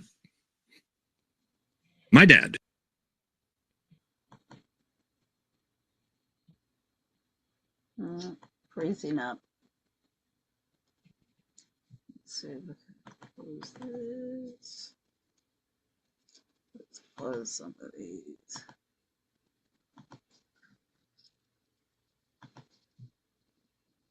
Oh, I lost him. Okay, let's. Ian Carroll, we saw him. Oh, the Turks. It was too funny. With that feminist woman, Pearl, and Anna Kasparian. I mean, oh, I'm sorry. Oh, let's see what Patriotic Housewife had to say. No, Anna Kasparian and Pearl. Oh, I mean, that was one of those like classics that from years and years and years. Excuse me. Okay, so Lance Twig's family member speaks out for the first time. Oh, so all of those things. What she has to say. Hello and welcome back for another episode of Patriotic Housewife. Well, we have really good news. Lance Twig's family is speaking out for the first time today. They spoke with Brian Enton. I'm going to show you guys this small clip of what was said, and then we'll discuss it. I'm really shocked that they're starting to speak out. Kind of convenient timing, but let's just jump right into this. I mean, both of them are super smart. I mean, Lance was, I do know that, and I remember, you know, he was a, I don't know, a concert pianist. Like his talent for piano music was. Okay, we already heard that. Tyler is that he was just had so much potential.